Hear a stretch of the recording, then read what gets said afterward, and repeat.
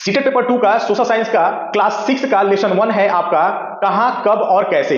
आइए देखते हैं इसमें कौन कौन से आपके इंपॉर्टेंट नोट्स है जो एग्जाम के दृष्टिकोण से महत्वपूर्ण है। तो एक एक करके आप नोट करते चलेंगे, ठीक है ना, और अच्छे से नोट्स आप बनाएंगे। सबसे पहले बात करेंगे ना, जो पहला पॉइंट है इस लेसन में एग्जाम के दृष्टिकोण से यह है कि गंगा के दक्षिण नदियों के आसपास का जो क्षेत्र है वो प्राचीन काल में मगध के नाम से जाना जाता था, ठीक है ना। तो ये इंपॉर्टेंट है, इसको नोट कर लेंगे कि गंगा के दक्षिण नदियों के आसपास का जो क्षेत्र है ना वो प्राचीन काल में मगध के नाम से जाना जाता था। दूसरा पॉइंट क्या है, अतीत की पुस्तकें हाथ से लिखी होने के कारण पांडुलिपि कहलाते हैं। यानी जो अतीत की जो पुस्तकें है ना, यानी बीते समय की जो पुस्तकें जो हाथों से लिखी गई है ना, तो हाथों से लिखी गई पुस्तकों को हम क्या बोलते हैं, पांडुलिपि बोलते हैं। क्या बोलते हैं, पांडुलिपि बोलते हैं।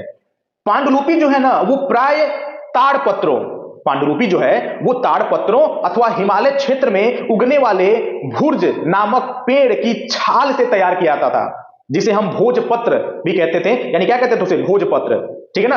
अगला पॉइंट क्या है, भरत नाम का प्रयोग उत्तर पश्चिम के रहने वाले लोगों के समूह के लिए होता है। यानी भरत नाम, जिसके नाम पर हमारे देश का नाम भारत है आज, ठीक है ना, तो भरत नाम का प्रयोग उत्तर पश्चिम के रहने वाले लोगों के लिए, यानी लोगों के जो समूह है ना उनके लिए प्रयोग किया जाता है, ठीक है ना। आगे देखते हैं, आगे है आपका इंडिया शब्द, इंपॉर्टेंट है, ध्यान समझिएगा। इंडिया शब्द इंडस से निकला है, यानी जो इंडिया शब्द है वो इंडस शब्द से निकला हुआ है। जैसे संस्कृत में सिंधु कहा जाता है और इसे संस्कृत में क्या कहा जाता है, सिंधु कहा जाता है, ठीक है ना। लास्ट लेसन 1 का जो लास्ट पॉइंट है वो है चकमक पत्थर। बहुत बार एग्जाम में पूछा गया है, आप लोगों ने शायद सुना भी होगा। चकमक पत्थर क्या है, चकमक पत्थर ध्यान दीजिएगा। चकमक पत्थर सीरिया से लाया गया था। चकमक पत्थर जो है वो सीरिया से लाया गया था और प्राचीन काल के लोग क्या करते थे, इससे आग जलाने का काम करते थे। क्या करते थे, आग जलाने का काम करते थे, किससे, चकमक पत्थर से, ठीक है ना। तो ये लेसन 1 के कुछ इंपॉर्टेंट क्या थे, पॉइंट्स आपके मतलब थे सीटेट पेपर 2 के लिए, सीटेट पेपर 2 के सोशल साइंस के लिए इंपॉर्टेंट क्वेश्चन थे। लेसन 2 की अगर हम बात करें, क्लास 6 का जो लेसन 2 है इसकी अगर हम बात करें तो उसका नाम है आरंभिक मानव की खोज, यानी आरंभिक मानव की खोज। इसमें क्या क्या इंपॉर्टेंट है एक एक करके आप बोर्ड पे से भी स्क्रीनशॉट ले लेके रख लीजिए, इसको नोट बनाते रहिए, ठीक है ना। देखिएगा, पहला सबसे पहले बात करेंगे यहाँ पे खाद्य संग्राहक, यानी इसको बोलते हैं पूरा पाषाण काल। यानी खाद्य संग्राहक जो है ना वो पूरा पाषाण काल के लोगों को, मतलब पूरा पाषाण काल के समय को हम बोलते हैं खाद्य संग्राहक। यानी उस समय के लोग भोजन को क्या करते थे, संग्रहण करते थे, भोजन को मतलब स्टोर करना वो जानते थे, मतलब जान गए थे, सीख गए थे, ठीक है ना। इसीलिए उनको हम खाद्य संग्राहक बोले, किसको, पूरा पाषाण काल को, ठीक है ना। समझिएगा पहला पॉइंट इसमें, जो खाद्य संग्राहक 20 साल पहले रहा करते थे, यानी खाद्य संग्राहक जो थे ना वो 20 लाख साल पहले रहा करते थे। खाद्य संग्राहक को हम पूरा पाषाण काल के नाम से भी क्या करते हैं, जानते हैं। नेक्स्ट क्या है इसमें, दबाव सल्क तकनीकी, ध्यान सुनिएगा, दबाव सल्क तकनीकी पाषाण औजार निर्माण करने की क्या है, 2 विधि में से एक है। यानी जो दबाव सल्क तकनीकी है ना वो पाषाण औजार निर्माण करने की 2 तकनीकी में से आपका क्या है, एक है। ये इंपॉर्टेंट है, इसको भी नोट करेंगे। अगला पॉइंट आपका है, लगभग 10,000 साल पहले के लोगों के युग को नवपाषाण काल युग कहा जाता है। यानी 10,000 साल पहले के जो लोग थे ना उनको हम क्या बोलते हैं, उस समय को हम बोलते हैं नवपाषाण युग, ठीक है। नेक्स्ट बात कर रहे हैं यहाँ पे, अभी आपने देखा पूरा पाषाण काल, अब देखते हैं इसमें पुरा स्थलों की बात कर लेते हैं। पुरा स्थल तो क्या है, ये पुरा स्थल पहले समझिए। यानी पुरा स्थल उन स्थानों को कहते हैं जहां औजार, बर्तन और इमारतें जैसी वस्तु के अवशेष मिलते हैं। यानी पुराने समय में कह सकते हैं कि जो औजार, बर्तन और इमारतें जैसी चीजों के मतलब जो पुराने अवशेष जहां पे मिलते हैं ना उसको बोलते हैं पुरा स्थल। यानी जिस जगह पर ये सारी चीजें मिलती हैं पुराने समय की, उनको हम बोलते हैं पुरा स्थल, ठीक है ना। अब बात करेंगे यहाँ पे मध्य पाषाण काल की, किसकी बात की जाएगा, यहाँ पे मध्य पाषाण काल की बात करते हैं। तो मध्य पाषाण काल क्या है, इसमें पहला पॉइंट जो है, इस काल में पर्यावरणीय बदलाव मिलते हैं। जैसे यानी जो पर्यावरणीय बदलाव मिलते हैं उनको हम बोलते हैं मेसोलिथ। क्या कहते हैं, मेसोलिथ। यानी मध्य पूरा पाषाण काल में पर्यावरणीय बदलाव मिलते हैं जिसे हम क्या बोलते हैं, मेसोलिथ बोलते हैं, ठीक है ना। और माइक्रोलिथिक, ध्यान सुनिएगा, माइक्रोलिथिक को हम लघु पाषाण काल कहते हैं। लघु पाषाण काल मतलब समझते हैं जिस समय में मतलब पत्थरों के छोटे छोटे मतलब औजार बनाने का मतलब कह सकते हैं कि तकनीकी लोगों को पता था। यानी लघु पाषाण काल, यानी छोटे छोटे पत्थरों से बनाए जाने थे हथियार बनते थे, यानी औजार बनते थे, तो उसको बोलते थे माइक्रोलिथिक, ठीक है ना। अब अगर हम बात करें ना, एक बहुत ही इंपॉर्टेंट सा पॉइंट है, उसको ध्यान से देखिए। भारत में पूरा पाषाण युग में, यानी भारत में पूरा पाषाण युग के दौरान शुतुरमुर्ग होते थे, इसके भी साक्ष्य हैं। शुतुरमुर्ग का साक्ष्य है, कब के बारे में करा है, यानी पूरा पाषाण युग के दौरान शुतुरमुर्ग के होने के भी साक्ष्य क्या है, मौजूद है। और महाराष्ट्र के पटने पुरा स्थल से शुतुरमुर्ग के अंडे मिले थे। ठीक है ना। और ये अंडे बताते हैं कि उस समय क्या था आपका, शुतुरमुर्ग के होने का मतलब ये क्या करते हैं, संकेत देते हैं। लेसन जो 3 है वह है भोजन संग्रह से लेकर के उत्पादन तक। क्या है इसमें, आइए देखते हैं।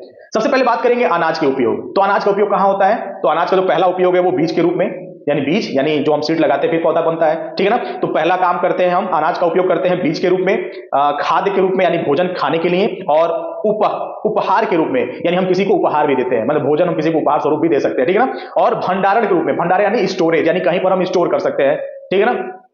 चलिए ये तो मतलब इसके उपयोग थे, कुछ मुख्य उपयोग थे, और भी उपयोग हैं जो आप लोग देख लीजिएगा, लेकिन मेन उपयोग यहां पे हमने बताया आपको। अब यहां पे बात करेंगे ना अनाज और हड्डियां, और किस पुरास्थल से मिला था, मतलब कौन सी अनाज और कह सकते हैं कि हड्डियां यानी जानवरों की जो हड्डियां रही होंगी, और उसका पुरास्थल क्या है, किस जगह पे मिले थे ये, इसको ध्यान से देखिएगा। पहला गेहूं, जौ, भेड़, बकरी, मवेशी, इसके जो मतलब कह सकते हैं कि जो अवशेष हैं वो आपको कहां से मिले थे, मेहरगढ़ जो कि पाकिस्तान में है, ठीक है ना। तो मेहरगढ़ के मतलब पाकिस्तान के मेहरगढ़ से गेहूं, जौ, भेड़, बकरी, मवेशियों के मतलब अवशेष यहाँ पे आपके देखने को मिले थे।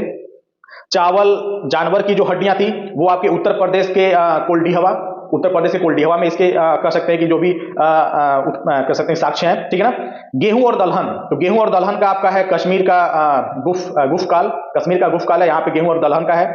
गेहूं, हरे चने, जौ, भैंस और बैल, ये आपके बिहार के चिरांद में है, बिहार के चिरांद में। ज्वार, बाजरा, मवेशी, भेड़, बकरी, शुअर, ये आपके आंध्र प्रदेश के हल्लूर में, आंध्र प्रदेश के हल्लूर में ये चीजें हैं, ठीक है ना। अब बात हम करेंगे ना गर्तवास का। क्या है गर्तवास, समझिए इस चीज को। गर्तवास क्या, यानी गर्तवास में आपका बताया जा रहा है कि बुर्ज होम, यानी बुर्ज होम ये वर्तमान कश्मीर में है, ठीक है ना, कि लोग गड्ढे के नीचे घर बनाते थे जिन्हें गर्तवास कहा जाता था, यानी गड्ढे के नीचे, यानी गड्ढा खोद करके उसके अंदर जो घर बनता है ना उसको गर्तवास कहते हैं। क्या बोलते हैं, गर्तवास कहते हैं। और ये बुर्ज होम यानी वर्तमान कश्मीर वाला जो एरिया है वहां पर ऐसे मतलब बनाए जाते थे, ठीक है ना। अगला हम बात करेंगे मेहरगढ़ की। किसकी बात करेंगे, मेहरगढ़ जो वर्तमान आपके पाकिस्तान का मतलब पाकिस्तान में मतलब ये है, ठीक है ना। तो हम बात करेंगे यहाँ पे मेहरगढ़ में क्या क्या पॉइंट इंपॉर्टेंट है। तो बोलन दर्रे, क्या है, बोलन दर्रे के पास का समतल स्थान मेहरगढ़, यानी मेहरगढ़ कहां पे है, बोलन दर्रे के आसपास का जो स्थान है उसको बोलते हैं मेहरगढ़। मेहरगढ़ के लोग सबसे पहले, मेहरगढ़ के जो लोग थे ना वो सबसे पहले जौ, गेहूं उगाना और भेड़ बकरी पालना क्या किए थे, सीखे थे सबसे पहले, ठीक है ना। यहां पर यानी मेहरगढ़ में चौकोरे तथा आयताकार घरों के अवशेष भी मिलते हैं, यानी आयताकार और चौकोर घर के अवशेष आपके मेहरगढ़ में मिलते हैं।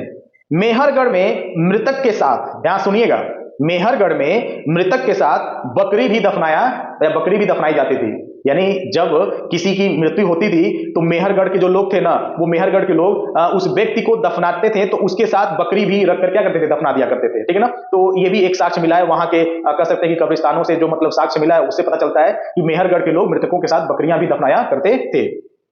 मेहरगढ़ में कपास की खेती होती थी, मेहरगढ़ में कपास की भी खेती होती थी, ठीक है ना। कब, 7000 वर्ष पहले, 7000 वर्ष पहले मेहरगढ़ में कपास की भी खेती होती थी। यह भी एक इंपॉर्टेंट पॉइंट है। जो लेसन 4 है आरंभिक नगर, क्या है आरंभिक नगर में, आइए देखते हैं।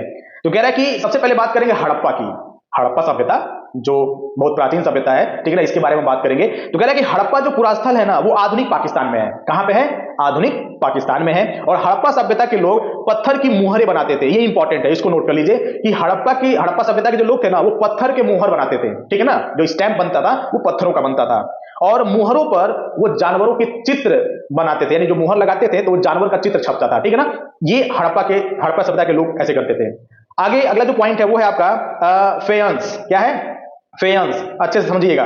फेयंस क्या है, तो कह रहा है कि फेयंस को कृत्रिम रूप से तैयार किया जाता था, यानी फेयंस को कृत्रिम रूप से तैयार किया जाता था। यह बालू या स्फटिक, ठीक है ना, पत्थरों के चूर्ण को गोंद में मिला करके उससे वस्तुएं बनाई जाती थी। और कह रहा है कि जो फेयंस है ना, फेयंस से मनके, चूड़ियां, बाले और छोटे बर्तन बनाए जाते थे, ठीक है ना। ये आपके फेयंस के बारे में था। अब यहीं पर क्लास 6 का जो लेसन 5 है, क्लास 6 का जो लेसन 5 है, क्या बनाती हैं हमारी किताबें व कब्रें, यानी जो लेसन आपका 5 है वो उसका नाम है क्या बताती हैं हमें किताबें व कब्रें। तो आइए इसमें देखते हैं। सबसे पहले बात करेंगे यहाँ पे सूक्त की। किसकी बात करेंगे, सूक्त। क्या है सूक्त, अच्छी तरह बोला गया। सूक्त का मतलब होता है अच्छी तरह बोला गया। रथ का क्या मतलब होता है, रथ मतलब होता है युद्ध में प्रयोग किया जाता था, यानी रथ कहां प्रयोग किया जाता था, युद्ध में प्रयोग किया जाता था। यज्ञ की बात करेंगे तो यज्ञ क्या होता है, एक अनुष्ठान है। दास का मतलब गुलाम होता है, और महापाषाण का मतलब होता है सजाए गए पत्थर। इसमें अगर हम बात करें ना, प्राचीनतम ग्रंथ की बात करते हैं, किसकी बात करते हैं? प्राचीनतम ग्रंथ की, यानी ग्रंथों की बात करते हैं। तो प्राचीन ग्रंथों में सबसे प्राचीन अगर कोई ग्रंथ है ना, वो आपका ऋग्वेद है। कौन सा है? ऋग्वेद, ठीक है ना। तो ऋग्वेद, सामवेद, यजुर्वेद और अथर्ववेद, और यहां पर सबसे इंपॉर्टेंट आपका है ऋग्वेद। तो ऋग्वेद के बारे में आपको मैं बता रहा हूं, एक एक करके नोट करिएगा। तो ऋग्वेद जो है ना सबसे पुरानी ग्रंथ है। ऋग्वेद जो है ना वो सबसे पुरानी ग्रंथ है, और 3500 कह रहा है कि 3500 साल पहले इसकी रचना हुई थी। यानी बताया जा रहा है कि 3500 साल पहले इसकी क्या हुई थी? रचना हुई थी। ऋग्वेद में 1000 से ज्यादा प्रार्थनाएं हैं, प्रेयर्स। किसकी बात कर रहा है? प्रेयर्स की। यानी ऋग्वेद में 1000 से भी ज्यादा क्या है? प्रेयर्स हैं, प्रार्थनाएं हैं, जिन्हें हम क्या बोलते हैं? सूक्त बोलते हैं। यानी प्रेयर्स को ही, प्रार्थनाओं को ही हम क्या बोलते हैं? सूक्त बोलते हैं। और सूक्त का मतलब होता है अच्छी तरह से बोला गया। समझिएगा, सूक्त का मतलब होता है अच्छी तरह से बोला गया। सूक्त में 3 देवी देवता हैं। समझिएगा अच्छी बात है, यानी जो प्रार्थनाएं हैं उनमें 3 देवी देवताओं की बात की गई है। उसमें पहले देवी देवताओं में से आते हैं आपके अग्नि, दूसरे आपके आते हैं इंद्र, और तीसरे नंबर पे आपके आते हैं सोम। कौन आते हैं? सोम। वहीं पर हम अगर कहें तो ऋग्वेद की जो भाषा है ना वो प्राक संस्कृत और वैदिक संस्कृत कहलाती है। यानी ऋग्वेद की जो भाषा थी ना वो संस्कृत भाषा थी, यानी संस्कृत भाषा में इसको लिखा गया था, ठीक है ना। अब संस्कृत भाषा की बात कर लें तो क्या है संस्कृत भाषा? तो कह रहा है कि संस्कृत भाषा भारोपीय, संस्कृत भाषा भारोपीय, जिसका मतलब होता है भारत यूरोपीय। भारत यूरोपीय होता है भाषा परिवार का हिस्सा है, यानी संस्कृत भाषा जो है ना वो भारोपीय भाषा परिवार का हिस्सा है, ठीक है ना। और झारखंड और मध्य प्रदेश के कई हिस्सों में बोली जाने वाली भाषाएं ऑस्ट्रो एशियाटिक परिवार से जुड़ी हुई हैं। ये भी इंपॉर्टेंट है, इसको भी आप नोट कर लीजिएगा। ऋग्वेद की प्रार्थनाओं में सरस्वती, सिंधु नदियों का जिक्र किया गया है, ठीक है ना। महापाषाणों के निर्माण की शुरुआत 3000 साल पहले हुआ, और इनाम गांव के कृषकों का निवास 3600 से लेकर के 2700 साल पहले की, मतलब बीच में, मतलब कह सकते हैं कि हुआ था। और चरक क्या है? चरक, तो चरक क्या है? लगभग 2000 साल पहले हुआ था। मतलब चरक का मतलब जो निर्माण हुआ था, ठीक है ना, वो 2000 साल पहले हुआ था। सेशन 6 है, वह है आपका राज्य, राजा और एक प्राचीन गणराज्य। तो आइए इसमें देखते हैं कौन कौन से क्वेश्चन आपके इंपॉर्टेंट है। तो सबसे पहले बात करेंगे यहाँ पे मगध की। किसकी बात करेंगे? मगध साम्राज्य की बात करेंगे। तो कह रहा है कि गंगा और सोन जैसी नदियां मगध से होकर के बहती है, ठीक है। मगध से होकर के कौन कौन सी नदियां बहती हैं? तो आपका गंगा और सोन नदी है, ठीक है। मगध के 2 शक्तिशाली शासक कौन थे? ये इंपॉर्टेंट है। मगध के 2 शक्तिशाली शासक कौन थे? तो पहला था बिंबिसार और दूसरा था आपका अजातशत्रु, ठीक है।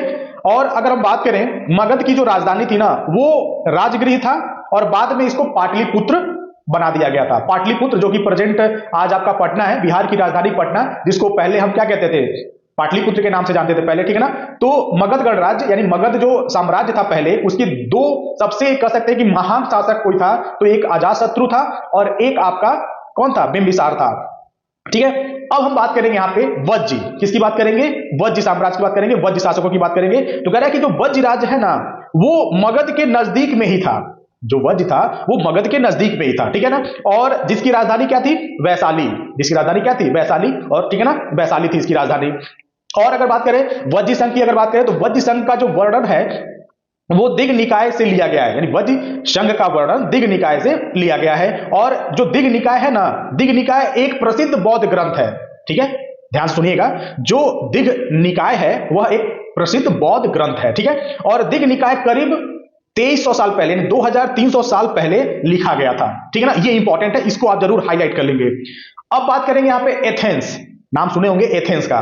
तो कह रहा है कि ना लगभग 2500 साल पहले एथेंस के लोगों ने एक शासन व्यवस्था की स्थापना की, ठीक है ना। एथेंस के जो एथेंस के बारे में हम जो देख रहे हैं, यानी इसमें कह रहा है कि 2500 साल पहले एथेंस के लोगों ने क्या की थी? एक शासन व्यवस्था की स्थापना की थी, जिसे हम क्या बोलते थे? प्रजातंत्र या गणतंत्र कहते हैं। यानी प्रजातंत्र और गणतंत्र जो व्यवस्था है ना वो एथेंस में 2500 साल पहले ही हुआ था। यानी 2500 साल पहले एथेंस में एक शासन व्यवस्था थी जिसको क्या बोला जाता था? प्रजातंत्र या गणतंत्र बोला जाता था। यानी प्रजातंत्र समझते हैं ना, प्रजातंत्र यानी गणतंत्र, यानी जिसको बोलते हैं डेमोक्रेसी। यानी हमारा जो देश क्या है? ये गणतंत्र वाला देश है। यहाँ पर लोगों के द्वारा लोगों के लिए ही शासन व्यवस्था होती है, यानी लोग अपने लिए खुद शासक चुनते हैं, ठीक है। ये आपका लेसन 6 था। वहीं अगर लेसन 7 की अगर हम बात करें तो लेसन 7 का जो नाम है ना वो है आपका नए प्रश्न नए विचार। नए प्रश्न नए विचार। तो इसमें हम बात करेंगे बौद्ध धर्म के बारे में। किसके बारे में बात करेंगे? बौद्ध धर्म के बारे में। तो सबसे इंपॉर्टेंट ये है कि बौद्ध धर्म के संस्थापक कौन थे? तो बौद्ध धर्म के संस्थापक आपके कौन थे? सिद्धार्थ, जो कि महात्मा बुद्ध के नाम से प्रसिद्ध है, ठीक है ना। कौन? सिद्धार्थ। जन्म कहां हुआ था इनका? तो इनका जन्म जो ना वो 2500 वर्ष पहले लुम्बिनी, यानी जो कि नेपाल में है, तो नेपाल के लुम्बिनी में 2500 साल पहले इनका जन्म हुआ था। इनका सिद्धार्थ का, ठीक है ना। और गण की बात करें, इस किस गण के थे, इनका गण क्या था? तो इनका गण जो था ना वो शाक्य था। क्या था? शाक्य गण के थे, जिनको बोलते हैं क्षत्रिय। यह एक क्षत्रिय थे, ठीक है ना। पहले उपदेश महात्मा बुद्ध ने पहला उपदेश कहां दिया था? तो महात्मा बुद्ध ने अपना पहला उपदेश सारनाथ में दिया था, जो कि आपका वाराणसी में है, ठीक है ना। वाराणसी के नजदीक में है आपका सारनाथ, वहां पे अपना उन्होंने पहला उपदेश दिया था। ज्ञान प्राप्ति के बाद पहला उपदेश उन्होंने सारनाथ में ही दिया था, ठीक है। लिप्सा क्या है? तो लिप्सा जिसको बोलते हैं त्रिषणा, क्या बोलते हैं? त्रिषणा। और शिक्षा की बात करें तो ये प्राकृतिक भाषा में अपनी शिक्षा दीक्षा दिया करते थे। कौन? महात्मा बुद्ध, ठीक है ना। जन्म हुआ था लुम्बिनी में, ठीक है ना। और यह एक क्षत्रिय थे, ठीक है ना। और 2500 साल पहले इनका जन्म बताया जा रहा है, ठीक है। और पहला उपदेश उन्होंने सारनाथ में दिया था। और आपको ये भी पता होगा कि जब ये जो सिद्धार्थ थे, सिद्धार्थ का विवाह भी हुआ था। सिद्धार्थ का जो विवाह हुआ था उसके बाद उनका एक पुत्र भी था जिसका नाम राहुल था, ठीक है ना। तो बहुत सारे क्वेश्चन आपके मतलब आपके बौद्ध धर्म से आ सकते हैं। तो बौद्ध धर्म से जो ज्यादातर मेन क्वेश्चन आता है, मतलब उसके संस्थापक कौन थे, ठीक है ना। तो संस्थापक उनके सिद्धार्थ थे, जो कि महात्मा बुद्ध के नाम से आपके प्रसिद्ध है, ठीक है। अब दूसरा जो इसमें है वो है जैन धर्म। तो जैन धर्म की हम बात कर लें तो जैन धर्म के जो संस्थापक थे वो महावीर स्वामी थे, जो कि 24वें तीर्थकर है। यानी जैन धर्म के जो संस्थापक थे महावीर स्वामी जी, जो कि 24वें तीर्थकर है। और इनका जन्म हुआ था 540 ईसा पूर्व। इनका जन्म हुआ था 540 ईसा पूर्व वैशाली कुंडग्राम में। कहां हुआ था? वैशाली कुंडग्राम में हुआ था। और गण की बात करें ना तो इनका भी जो गण है ना वो क्षत्रिय गण के थे ये, ठीक है ना। शिक्षा की बात करें तो इनकी जो शिक्षा है ना वो प्राकृतिक भाषा में, मगधी भाषा में ये अपनी शिक्षा दिया करते थे। मतलब इनकी भाषा जो थी ना वो प्राकृतिक और मगधी भाषा थी। त्रिरत्न की बात करें, इन्होंने त्रिरत्न दिए थे। त्रिरत्न क्या था? एक था आपका सम्यक दर्शन, दूसरा था आपका सम्यक ज्ञान, और तीसरा आपका था सम्यक आचरण। यानी तीन इनके त्रिरत्न है, यानी इनके तीन मतलब जो विचार हैं, यानी सम्यक दर्शन, सम्यक ज्ञान, सम्यक आचरण, ये तीन इनके त्रिरत्न है। और 5 महाव्रत की अगर बात करें, जैन धर्म के 5 महाव्रत की अगर हम बात करें तो जैन धर्म का जो 5 महाव्रत है उसमें पहला आपका है अहिंसा, दूसरा आपका है अमृषा, और तीसरा आपका है अपरिग्रह, और तीसरा आपका है असत्य, और पांचवा आपका है ब्रह्मचर्य, ठीक है ना। ये आपके कुल 5 महाव्रत हैं, ठीक है ना। वैसे ही महात्मा बुद्ध जो थे ना, महात्मा बुद्ध के भी उनके मतलब 4 नोबल ट्रुथ थे, यानी 4 आर्य सत्य महात्मा बुद्ध ने भी दिया था। जिसमें से पहला आपका क्या था कि दुख है, दूसरा था दुख का कारण, और तीसरा दुख का निवारण, और चौथा था आपका दुख के निवारण के लिए अष्टांगिक मार्ग। ये आपके महात्मा बुद्ध का भी था, ठीक है ना। तो इसके बाद ये जैन धर्म। अब अगर हम बात करें ना यहाँ पे अगला उपनिषदों के विचारक, उपनिषदों के विचारक में महावीर तथा बुद्ध ये 2 आपके आते हैं। उन्होंने उपनिषदों के विचारक माने जाते हैं। कौन? महावीर और बुद्ध, ठीक है ना। संघ में अगर हम बात करें, अगला जो पॉइंट है कह रहा है कि संघ में जैन धर्म तथा बौद्ध धर्म के लोग रहते थे, यानी संघ में रहते थे ये लोग, ठीक है ना। संघ में याद रखिएगा, पूछेगा क्वेश्चन कि संघ में किस धर्म के लोग रहते थे, तो संघ में जैन धर्म और बौद्ध धर्म के लोग रहते थे।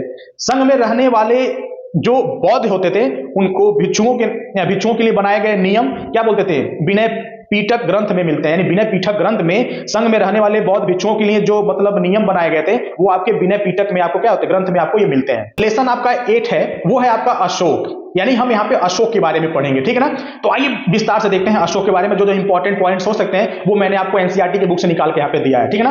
तो देखते हैं, सबसे पहले बात करेंगे मौर्य वंश। किसकी बात करेंगे? मौर्य वंश की। यानी मौर्य वंश में आपके 3 सबसे महान शासक हैं, जिसमें एक आपका चंद्रगुप्त आते हैं, दूसरा आपका बिंदुसार, और तीसरे आपके हैं अशोक, ठीक है ना। अब इसमें अगर हम बात करें, यानी जो मौर्य वंश में बात करेंगे तो राजधानी की बात करते हैं। यानी राजधानी क्या था? तो राजधानी पाटलिपुत्र भी था, उज्जैन भी था, और तक्षशिला भी राजधानी थे। यानी राजधानी इन लोगों का बदलता रहता था, ठीक है ना। अगर हम बात करें, अगला पॉइंट जो है मेगास्थनीज। किसके बारे में बात करेंगे? मेगास्थनीज के बारे में।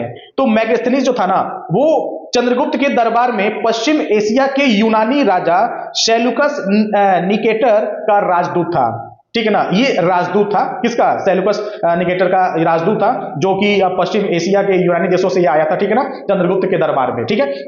अब बात करते हैं अशोक के बारे में। किसके बारे में बात करते हैं? अशोक के बारे में बात करते हैं। तो कह रहा है कि अशोक मौर्य वंश के सबसे प्रसिद्ध शासक थे। मतलब उन्होंने बहुत प्रसिद्धि हासिल की थी, ठीक है ना। तो सबसे प्रसिद्ध शासक अगर कोई था ना आपके मौर्य वंश में तो वो आपके अशोक थे। और अगर बात करें अभिलेखों की बात करें तो अशोक के समय में जो अभिलेख थे ना वो प्राकृतिक भाषा में और ब्राह्मी भाषा में मिलते हैं, ठीक है ना। प्राकृतिक भाषा और ब्राह्मी भाषा में इनके कुछ कह सकते हैं कि अभिलेख मिलते हैं। और अशोक का कलिंग युद्ध, जो कि आप लोगों को पता ही होगा, नहीं पता है तो आप लोग समझ जाइए इस बार कि जो कलिंग युद्ध था ना वो अशोक के जीवन का कह सकते हैं कि टर्निंग पॉइंट था। वहीं से अशोक का जीवन क्या होता है? थोड़ा सा बदलता है, ठीक है। तो कलिंग जो है वो तटवर्ती उड़ीसा का प्राचीन नाम है। यानी ये तटवर्ती उड़ीसा का प्राचीन नाम है कौन? कलिंग। और कलिंग युद्ध 261 ईसा पूर्व हुआ था, यानी 261 ईसा पूर्व में ये आपका कलिंग का युद्ध हुआ था। बताया जाता है कि कलिंग का जब युद्ध हुआ था ना, तो वहां पर इतने ज्यादा लोगों की हत्याएं हुई थी, इतने ज्यादा लोग मरे थे वहां पे, कि उन सभी मरे हुए लोगों को देख करके, लाश को देख करके अशोक का जो दिमाग है ना, वो क्या हो गया? बदल गया, और वह वहीं से बौद्ध धर्म को अपना लेते हैं, यानी बुद्ध के शरण में हो जाते हैं और वो बौद्ध धर्म को अपनाते हैं, और लोगों की मतलब कह सकते हैं कि भलाई के लिए मतलब वो काम करते हैं। क्या कहते हैं? मंदिर, क्या कहते हैं, बौद्ध स्तूप और रोड्स, आश्रम, मतलब लगभग कह सकते हैं कि लोगों के विकास के लिए वो काम करना शुरू कर देते हैं अशोक वहां से, ठीक है ना। अशोक की धम्म नीति क्या थी? अशोक ने एक धम्म नीति दी थी। तो धम्म नीति क्या था अशोक का, वो समझिएगा। धम्म संस्कृत के धर्म शब्द का प्राकृत रूप है। जो धम्म है वो संस्कृत के धर्म शब्द का क्या है? प्राकृत रूप है, ठीक है। अशोक ने धम्म महामात नाम के अधिकारियों की नियुक्ति की, जो जगह जगह जाकर के धम्म की शिक्षा दिया करते थे, ठीक है। और दक्षिण भारत के पतन जो है वो काली मिर्च तथा मसालों के निर्यात के दृष्टिकोण से क्या है? महत्वपूर्ण है। ये एक टॉपिक है इसी में, जो आप नोट कर लीजिए कि काली मिर्च तथा मसालों के निर्यात के दृष्टिकोण से कौन से पत्तन यानी कौन से बंदरगाह आपके मतलब महत्वपूर्ण है? तो दक्षिण भारत के जो पत्तन है ना, यानी बंदरगाह जो है, जिसको हम इंग्लिश में पोर्ट बोलते हैं, ये आपके महत्वपूर्ण बनाते हैं काली मिर्च और मसालों के निर्यात के लिए। वहीं जो लेसन 9 है वो है खुशहाल गांव और समृद्ध शहर, यानी खुशहाल गांव और समृद्ध शहर की यहां पे हम बात करेंगे। तो कह रहा है कि सबसे पहले यहां पे बात करेंगे तमिल, किसकी बात करेंगे? तमिल की बात करेंगे। तो कह रहा है कि तमिल क्षेत्र में बड़े भूस्वामियों को क्या कहते थे? वेल्लाल।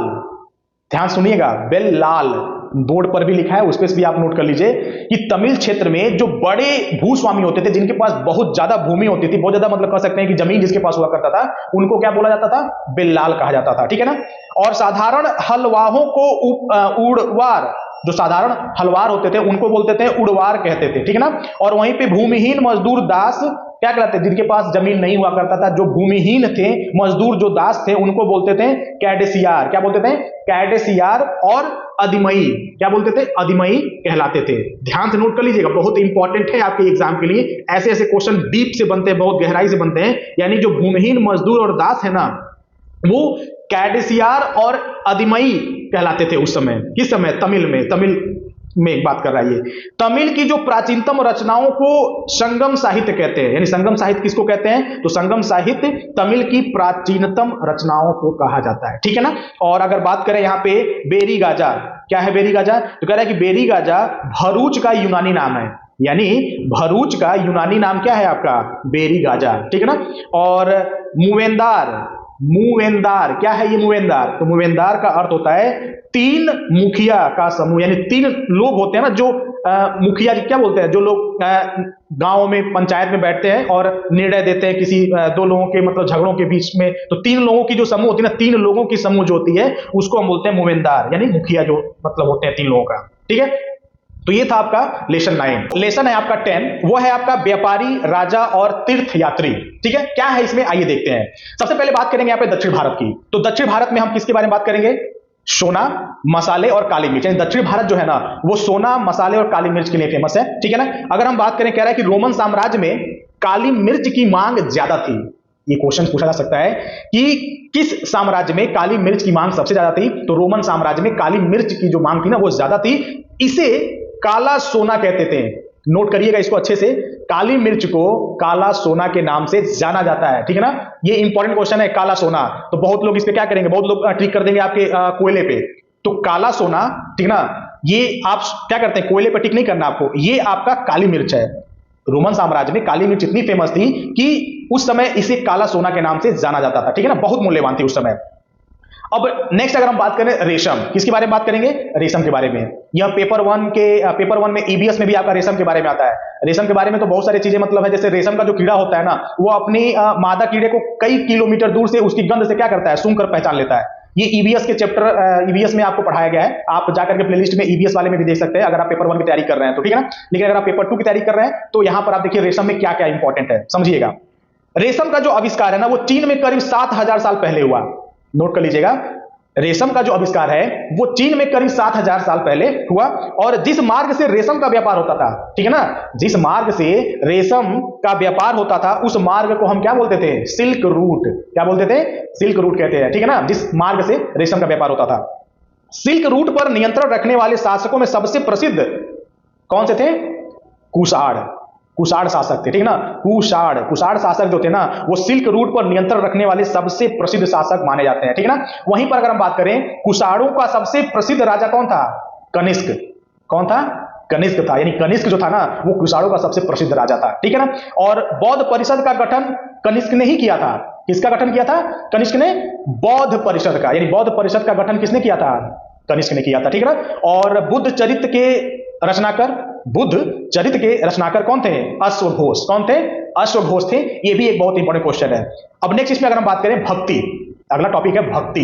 क्या है भक्ति? तो कह रहा है कि भक्ति जो है ना वो भज शब्द से बना है। भक्ति भज शब्द से बना हुआ है और भज का जो अर्थ होता है वो होता है विभाजित करना या हिस्सेदारी। भज का अर्थ होता है विभाजित करना या हिस्सेदारी, और इसी भज शब्द से भक्ति शब्द क्या हुआ है? निकल करके बना हुआ है।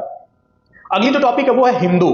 किसकी बात कर रहे हैं? हिंदू की बात कर रहे हैं। तो कह रहा है कि हिंदू शब्द जो है ना वो इंडिया शब्द की तरह ही सिंधु या इंडस से निकला है। एक बार फिर रिपीट कर रहा हूं, सुनिएगा ध्यान से। जो हिंदू शब्द है वह इंडिया शब्द की तरह ही सिंधु या इंडस से निकला है, ठीक है ना।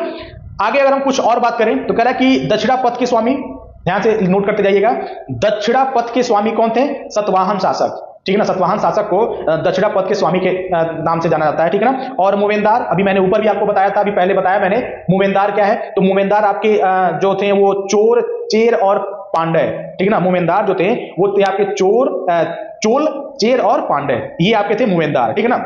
और अश्वघोष की अगर हम बात करें, किसकी बात करें?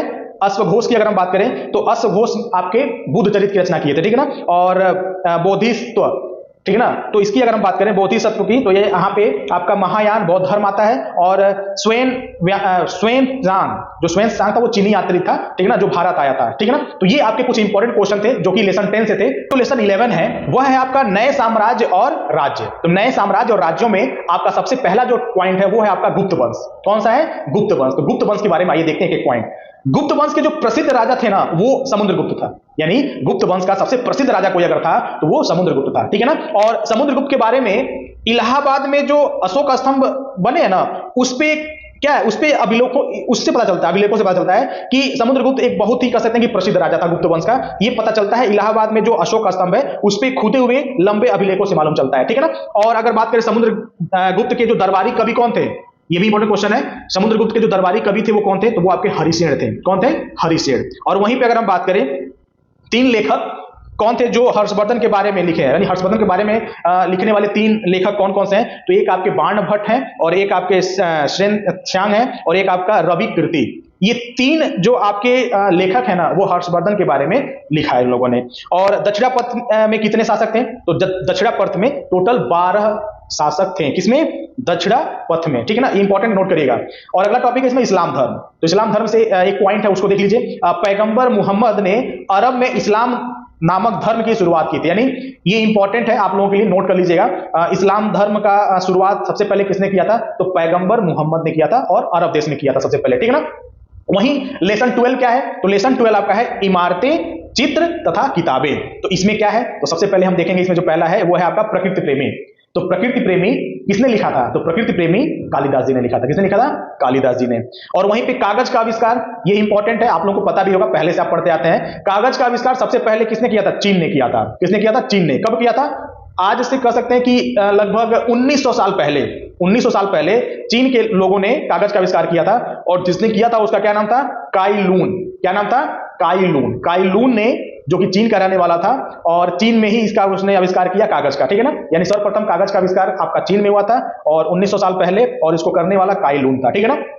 और कुछ यहाँ पे इंपॉर्टेंट है जिसको देख लेते हैं। स्तूप क्या होता है? स्तूप, तो स्तूप टीला को बोलते हैं। किसको बोलते हैं? टीला। टीला जो होता है ना उसको बोलते हैं स्तूप। शिखर, शिखर क्या होता है? तो शिखर यानी गर्भगृह के ऊपर लंबाई में निर्माण, यानी जो शिखर होता है ना, वो गर्भगृह के ऊपर जो लंबाई वाला निर्माण होता है उसको बोलते हैं शिखर। और मंडप, मंडप क्या होता है? तो मंडप जो है ना, वो मंदिर में लोगों के इकट्ठा होने का स्थान, यानी मंदिर में जहां पे लोग क्या होते हैं, इकट्ठा होते हैं, ठीक है ना, उस स्थान को हम बोलते हैं मंडप, ठीक है ना। और गर्भगृह किसे कहते हैं? तो गर्भगृह मूर्ति स्थापित करने का स्थान, यानी जहां पर भगवान की जो प्रतिमा स्थापित की जाती है, ठीक है ना, जहां पर भगवान की मूर्ति होती है, उस जगह को हम बोलते हैं गर्भगृह, ठीक है ना।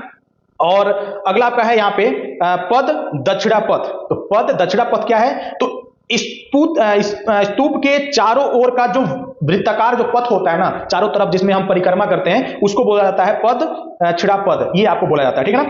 अब नेक्स्ट हम बात करते हैं यहाँ पे आर्यभट्ट। आर्यभट्ट क्या था? एक गणितज्ञ था, वाल्मीकि रामायण के रचयिता थे, और तमिल महाकाव्य में आपका शिल्प दिकारम है और आपका मणि मेखलई है, ठीक है ना, ये आपके तमिल महाकाव्य में है।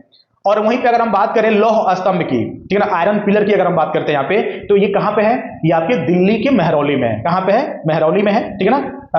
और कुतुब मीनार के परिसर में ये खड़ा जो लौह स्तंभ है, ये भारतीय शिल्पकारों की कुशलता का एक उदाहरण है, ठीक है ना। नोट कर लीजिएगा इसको, बोर्ड पे भी लिखा हुआ है, इस पर नोट कर लीजिएगा। इसकी ऊंचाई कितनी है? इंपॉर्टेंट क्वेश्चन ये है। कहां पे है वो तो लगभग सबको पता है, दिल्ली के मेहरौली में है, ठीक है ना, कुतुब मीनार के परिसर में है ये। और सबसे इंपॉर्टेंट ये है कि इसकी ऊंचाई कितनी है? तो इसकी ऊंचाई आपका 7.2 मीटर है, यानी आपका लौह स्तंभ जो है आयरन पिलर है, उसकी जो ऊंचाई है वो 7.2 मीटर की है। और टोटल जो इसका वजन है ना, वो आपका 3 टन का है। कितने टन का है? 3 टन का, यानी 3 टन का ये आपका इसका वजन है। और निर्माण कब हुआ था? 1500 साल पहले इसका निर्माण हुआ था, 1500 साल पहले हुआ था। और इस पे चंद्र नाम शासक का जिक्र है, यानी लौह स्तंभ में चंद्र नामक शासक का जिक्र किया गया है। किस पे? लौह स्तंभ पे। तो ये अभी आपने देखा सीटेट पेपर 2 में एसएसटी में जो हिस्ट्री वाला जो पार्ट था, ये लेसन वाइज था, मैंने ये 12 लेसन जो था वो लास्ट लेसन था। अब इसके बाद सीटेट पेपर 2 में सोशल साइंस का जो पार्ट हिस्ट्री है, उसमें जो क्लास 7 का जो लेसन 1 है, वो आपका है हजारों वर्षों के दौरान हुए परिवर्तनों की पड़ताल। तो आइए देखते हैं इसमें क्या क्या है। सबसे पहले हम बात करेंगे 12वीं सदी के भूगोलवेत्ता, यानी 12वीं सदी के जो भूगोलवेत्ता थे वो कौन थे? तो वो आपके थे अल इद्रिसी। कौन थे? अल इद्रिसी थे आपके 12वीं सदी के भूगोलवेत्ता, ठीक है ना। और 18वीं सदी के जो मानचित्रकार थे वो कौन थे? वो थे आपके ग्विलाम द लिस्ले, ठीक है ना। इसको बोर्ड से आप अच्छे से क्या करेंगे? नोट कर लेंगे, ठीक है ना। ये आपके लेसन 1 में था। लेसन 2 की अगर हम बात करें तो लेसन 2 जो है ना, वो है नए राजा और राज्य, यानी नए राजा और राज्य की अगर हम बात करेंगे तो इसमें सबसे पहले दिया हुआ है कि विष्णु को नरसिंह अर्थात पुरुष सिंह के रूप में कहां दिखाया गया है? तो इसका आप आंसर है एलोरा की गुफा 15 में, यानी ये एलोरा की गुफा से क्वेश्चन है, ध्यान से इसको अच्छे से नोट कर लीजिए कि विष्णु को नरसिंह अर्थात पुरुष और सिंह के रूप में कहां पर दर्शाया गया, कहां पर दिखाया गया है? तो एलोरा की जो गुफा 15 है ना, यानी 15 नंबर वाला, उसमें दिखाया गया किसको? विष्णु भगवान को नरसिंह यानी पुरुष और सिंह के मतलब रूप में दिखाया गया, ठीक है ना। और अगला क्वेश्चन है हिरण गर्भ। तो क्या है ये हिरण गर्भ? तो ये आपका सोने का गर्भ है। क्या है? सोने का गर्भ। और उर क्या है? उर है आपका किसानों की बस्ती, यानी किसानों की बस्तियों को उर शब्द से क्या करते हैं? जानते हैं। और नाडू क्या है? तो नाडू का मतलब होता है गांव के समूह, यानी गांव के समूह को क्या बोलते हैं? नाडू। क्या बोलते हैं? नाडू बोलते हैं। और अर-इयार ये क्या है? ये प्रधान को बोलते हैं, यानी प्रधान को बोलते हैं अर-इयार, ठीक है ना। और गुर्जर प्रतिहार, यानी गुर्जर प्रतिहार जो है वो राजस्थान और गुजरात वाले लोगों को मतलब उस वहां के लोगों को बोलते हैं गुर्जर प्रतिहार। और राष्ट्रकूट यानी पश्चिमी दक्कन वाला जो भाग है। और पाल यानी बंगाल वाला भाग। और चोल तमिलनाडु वाला भाग, ठीक है ना। बोर्ड पे से देखकर नोट करते जाइए, इंपॉर्टेंट सारी चीजें हैं। अब अगर बात करें यहाँ पे चाहमानों के नियंत्रण वाले नगर, यानी चाहमानों के नियंत्रण वाले नगर कौन कौन से हैं? तो चाहमानों के नियंत्रण वाला जो आपका कह सकते हैं कि नगर है, उसमें पहला आपका आता है कन्नौज, दूसरा आपका आता है बनारस, और आपका आता है इंद्रप्रस्थ और प्रयाग। यानी उस समय यानी चाहमानों के समय में जो उन लोगों ने जो नियंत्रण किए थे जिन जिन नगरों पर, उसमें से ये आपके 4 आपके हैं, कन्नौज, बनारस, इंद्रप्रस्थ और प्रयाग। ये आपके 4 क्या थे? नियंत्रण वाले इनके क्षेत्र थे, ठीक है ना। तो ये आपका लेसन 1 और 2 था। लेसन 3 है वो है आपका दिल्ली के सुल्तान। क्या है? दिल्ली के सुल्तान, ठीक है ना। तो इसमें अगर हम बात करें दिल्ली के सुल्तानों में जो इंपॉर्टेंट जो क्वेश्चन है ना, उसको थोड़ा समझिएगा अच्छे से, बोर्ड से आप स्क्रीनशॉट लेकर के आराम से इसको नोट कर लीजिएगा। तो इसमें जो प्रसिद्ध इमारतें हैं और वो कब बनाई गई थी और उसको कौन निर्माण कराया था, ये आपके क्वेश्चन काफी इंपॉर्टेंट है, तो ध्यान से देखिएगा। सबसे पहला नंबर 1 पे है आपका कुतुब मीनार, जो कि आपके दिल्ली में है। तो कुतुब मीनार को किसने बनवाया था? तो इसको बनवाया था कुतुबुद्दीन ऐबक ने। और कब बनवाया था ये? 1119 से 1208 के बीच में, मतलब 1119 से 1208 तक ये बना था। दूसरा आपका है हौज खास। तो हौज खास कहां पे है? ये भी आपके दिल्ली में है। इसको अलाउद्दीन खिलजी ने बनवाया था, 1305 ईस्वी में बनवाया था। वहीं पर आपका अगला है तुगलकाबाद का किला। तो तुगलकाबाद का जो किला है ना, वो भी दिल्ली में ही है और इसको बनवाया था गयासुद्दीन तुगलक ने बनवाया था 1321 से लेकर के 1325 ईस्वी के बीच में।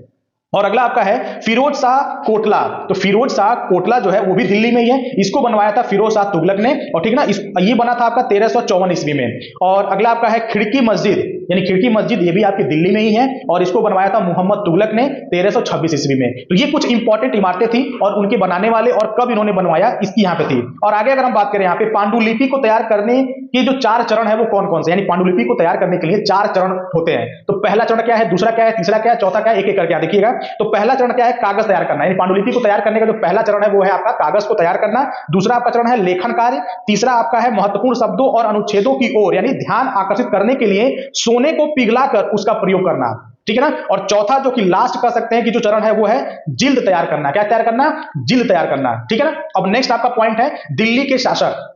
तो दिल्ली के शासक में सबसे पहले हम बात करेंगे राजपूत वंशों की। किसकी बात करेंगे? राजपूत वंशों की। तो राजपूत वंश में सबसे नंबर 1 पे आपके हैं तोमर, ठीक है ना। तोमर जो है ना वो आरंभिक 12वीं शताब्दी से लेकर के मतलब कह सकते हैं कि आरंभिक 12वीं शताब्दी यानी 1165 की बात करता है। और वहीं पे आपके अनंगपाल जो है 1130 से 1145 के बीच में, और पृथ्वीराज चौहान जो शासक रहे हैं 1175 से लेकर के 1192 के बीच में, ठीक है ना। और अगर हम बात करें यहाँ पे प्रारंभिक तुर्की शासक, तो प्रारंभिक तुर्की शासक जो कि 1206 से लेकर के 1290 ईस्वी के बीच में थे इनका शासन। तो उसमें जो पहला शासक जो था वो था कुतुबुद्दीन ऐबक, जो कि 1206 से लेकर 1210 तक शासन किया था। और अगला था आपका शमसुद्दीन इल्तुतमिश, जो 1210 से लेकर के 1236 तक उसने मतलब शासन किया था। और उसके बाद आई थी आपकी रजिया सुल्तान का आप लोगों ने नाम सुना होगा, जो एक महिला शासक थी, मतलब जो राजा बनी थी, जो 1236 से लेकर 1240 से 4 साल तक थी। बहुत इनका विरोध हुआ था, ठीक है ना। और इसमें जो चौथे नंबर पे आपके आते हैं तुर्की शासकों में, वो है आपके हैं गयासुद्दीन बलबन, जो 1266 से लेकर के 1287 तक क्या किया था, अपना शासन किया था। नेक्स्ट इसमें आपका है खलजी वंश, यानी खलजी वंश जो ना वो 1290 से लेकर के 1320 तक था। और उसमें जो पहला शासक जो था वो था आपका जलालुद्दीन खलजी। तो जलालुद्दीन खलजी जो था वो 1290 से लेकर के 1296 तक शासन किया। और अलाउद्दीन खलजी जो था वो 1296 से 1316 तक उसने शासन किया। अब नेक्स्ट आपका है तुगलक वंश। तो तुगलक वंश 1320 से लेकर के 1414 तक शासन किए थे, जिसमें पहला जो शासक था वो था गयासुद्दीन तुगलक, जो 1320 से लेकर 1324 तक उसने शासन किया। और दूसरा जो था वो था मोहम्मद तुगलक। तो मोहम्मद तुगलक आपका 1324 से 1351 तक शासन किया। और फिरोज शाह तुगलक जो था वो 1351 से 1388 तक उसने क्या किया था, शासन किया था। और अगला आपका है सैयद वंश। तो सैयद वंश 1414 से 1451 तक उसने शासन किया था, जिसमें आपका एक शासक है जो कि है खिज खान, जो 1414 से लेकर के 1421 तक उसने क्या किया था, शासन किया था। और इसमें लास्ट जो है आपका है वो लोधी वंश, यानी लोधी वंश जो थे वो 1451 से लेकर के 1526 तक उसने शासन किया था। और इसमें जो सबसे इंपॉर्टेंट कर सकते हैं कि जो शासक था वो था बहलोल लोधी, जो 1451 से 1489 यानी 1489 तक उसने क्या किया था, शासन किया था। लेसन 4 जो है वो है मुगल साम्राज्य। क्या है मुगल साम्राज्य में, आइए देखते हैं। मुगल साम्राज्य में कितने शासक मतलब थे, उनको याद करने का एक छोटा सा ट्रिक है, और वह ट्रिक आपका है भजसा। क्या है? भजसा। आप बोर्ड पर देख रहे होंगे क्या है भजसा, एक एक करके बता रहा हूं।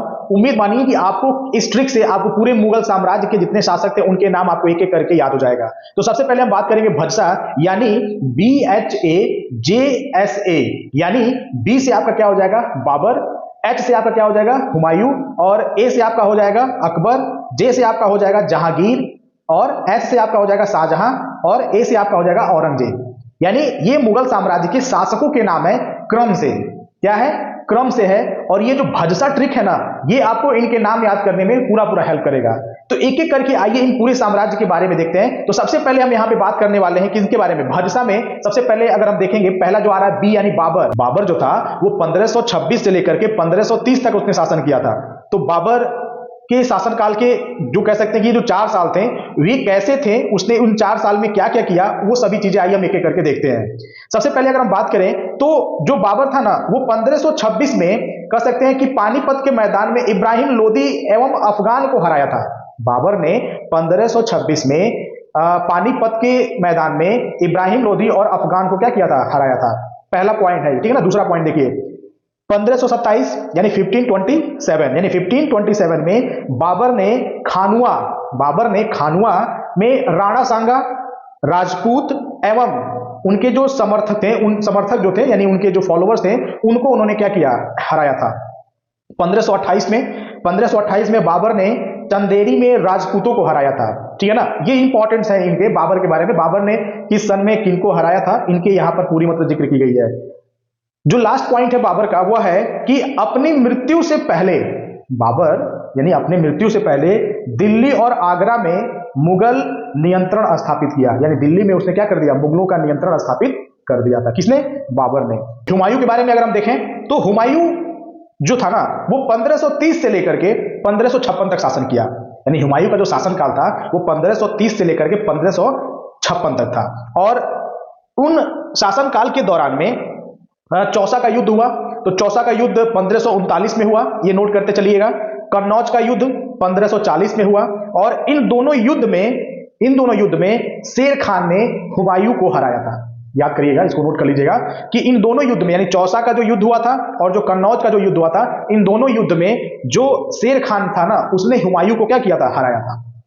हुमायूं ने 1555 में दिल्ली पर कब्जा किया था, ठीक है ना। ये भी इंपॉर्टेंट, इसको नोट कर लीजिएगा कि हुमायूं ने दिल्ली पर कब कब्जा किया था, तो हुमायूं ने 1555 में दिल्ली पर क्या किया था, कब्जा किया था, ठीक है ना। ये हुमायूं के बारे में था। अब नेक्स्ट इसमें जो है अकबर, ठीक है ना। अकबर एक महान कह सकते हैं कि शासक था, ठीक है ना। उसके बारे में अगर हम देखें तो अकबर जो था वो 1556 से लेकर के 1605 तक उसने शासन किया, ठीक है ना। कब से कब तक, 1556 से 1605 तक उसने शासन किया। और वह जो था ना, अकबर जो था वो 13 वर्ष की अल्प आयु में ही सम्राट बन गया। अकबर 13 साल का जब था ना तभी वो सम्राट बन गया था, ठीक है। अकबर के शासनकाल को 3 कह सकते हैं कि अवधि में क्या किया जाता है, बांटा जाता है। पहली जो अवधि है वह 1556 से 1570 है, और दूसरी जो अवधि है वो 1570 से 1585 है, और जो तीसरी अवधि है वो 1585 से 1605 है। आइए एक एक करके इसको समझते हैं। यानी पहला जो अवधि है 1556 से 1570 है। इस अवधि के दौरान कह सकते हैं कि इस अवधि में अकबर अपने संरक्षक यानी अकबर के जो संरक्षक थे वो थे बैरम खां, तो बैरम खां के संरक्षण में और अपने घरेलू कर्मचारियों से वो स्वतंत्र हो गया, ठीक है।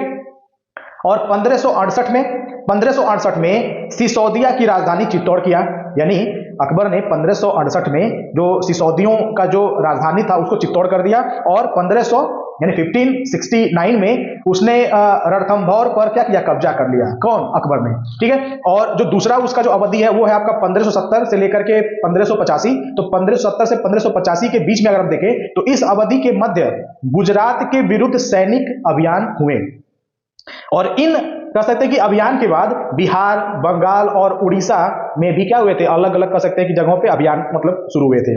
और 1579 और 80 में मिर्जा हाकिम के पक्ष में विद्रोह हुए, ठीक है ना। मिर्जा हाकिम के पक्ष में विद्रोह हुए थे। और जो तीसरी अवधि है वो 1585 से 1605 की है, जो कि तीसरी और लास्ट उनकी जो अवधि है उसमें कह रहा है कि इस अवधि के मध्य में अकबर साम्राज्य का विस्तार हुआ, यानी अकबर के साम्राज्य का विस्तार तीसरी अवधि में हुआ, और वो अवधि है आपका 1585 से 1605, यानी इस अवधि में कह सकते हैं कि साम्राज्य का विस्तार कुछ ज्यादा ही हुआ।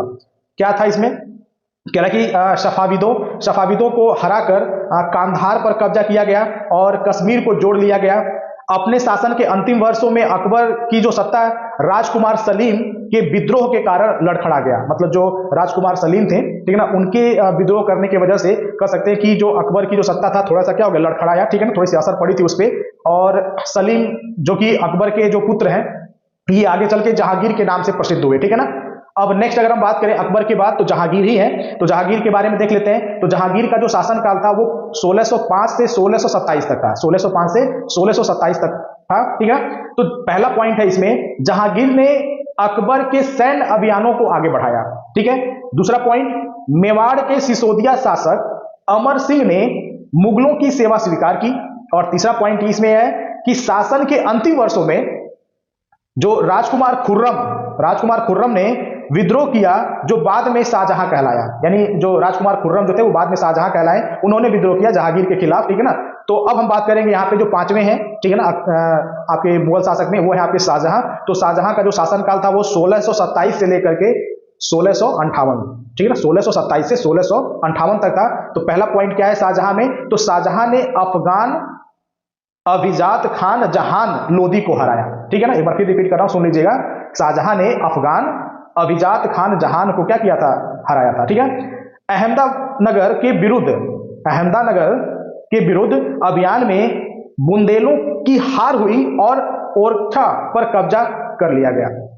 और 1632 में अहमदानगर को मुगलों ने क्या किया, अहमदानगर को मुगलों में क्या कर लिया गया, मिला लिया गया।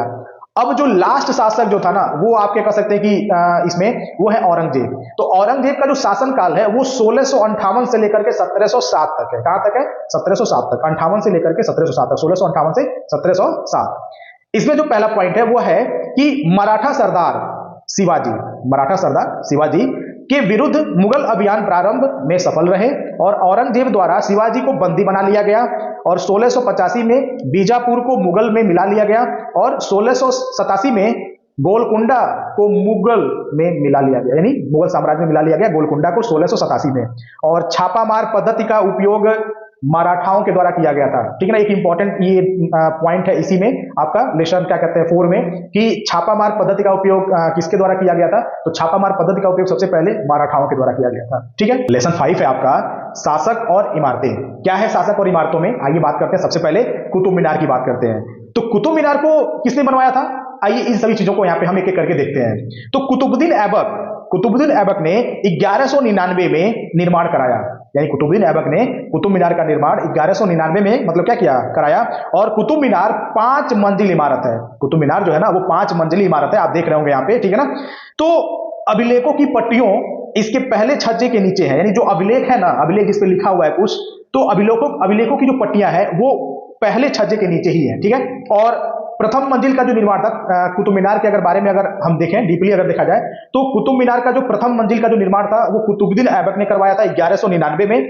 शेष मंजिलों का जो निर्माण था ना वो इल्तुतमिश ने कराया था। किसने कराया था? इल्तुतमिश ने कराया था 1229 में। कब कराया था? 1229 में कराया था। ठीक है ना, तो क्वेश्चन थोड़ा सा कंफ्यूजन वाला यहाँ पे रहता है कि कुतुब मीनार का निर्माण किसने कराया।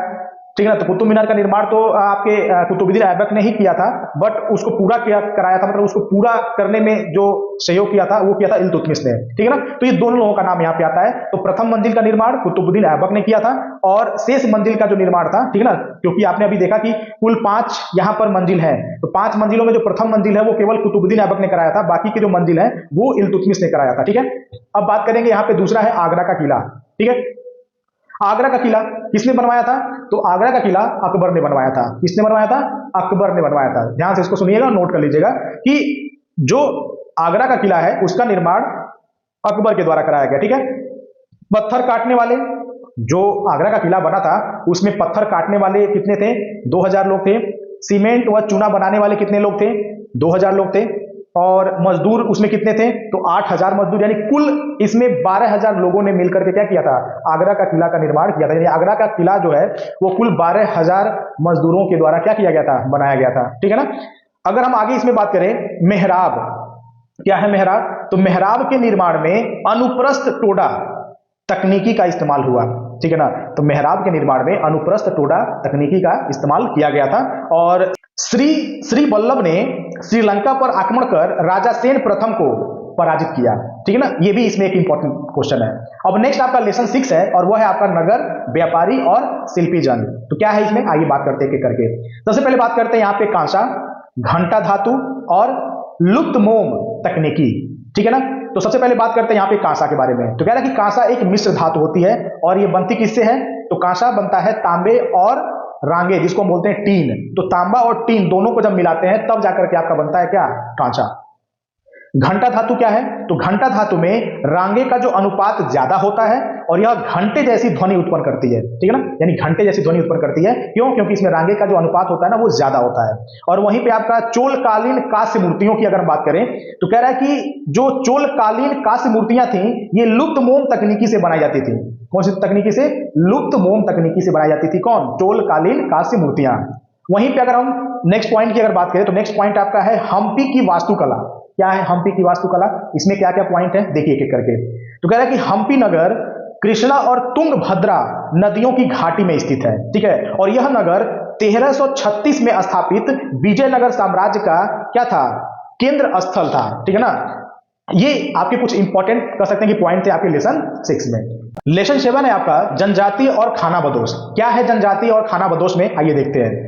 सबसे पहले यहाँ पे बात करेंगे मंगोल की। किसकी बात करेंगे? मंगोल की।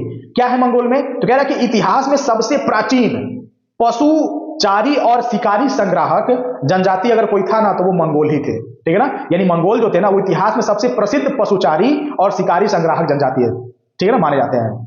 निवास स्थान की अगर हम बात करें तो इनका जो निवास स्थान था वो मध्य एशिया, क्या था, मध्य एशिया, जिसको हम स्टेपी के नाम जानते हैं, जो कि ग्रासलैंड है, स्टेपी, ठीक है ना। मंगोल और तुर्की जनजाति, मंगोल और तुर्की जनजाति को चंगेज खान ने एक किया। चंगेज खान ने क्या किया, मंगोलों और तुर्की जनजातियों को एक किया, मतलब दोनों को एक साथ लेकर के आया, दोनों को मिलाया, ठीक है ना, किसने, चंगेज खान ने।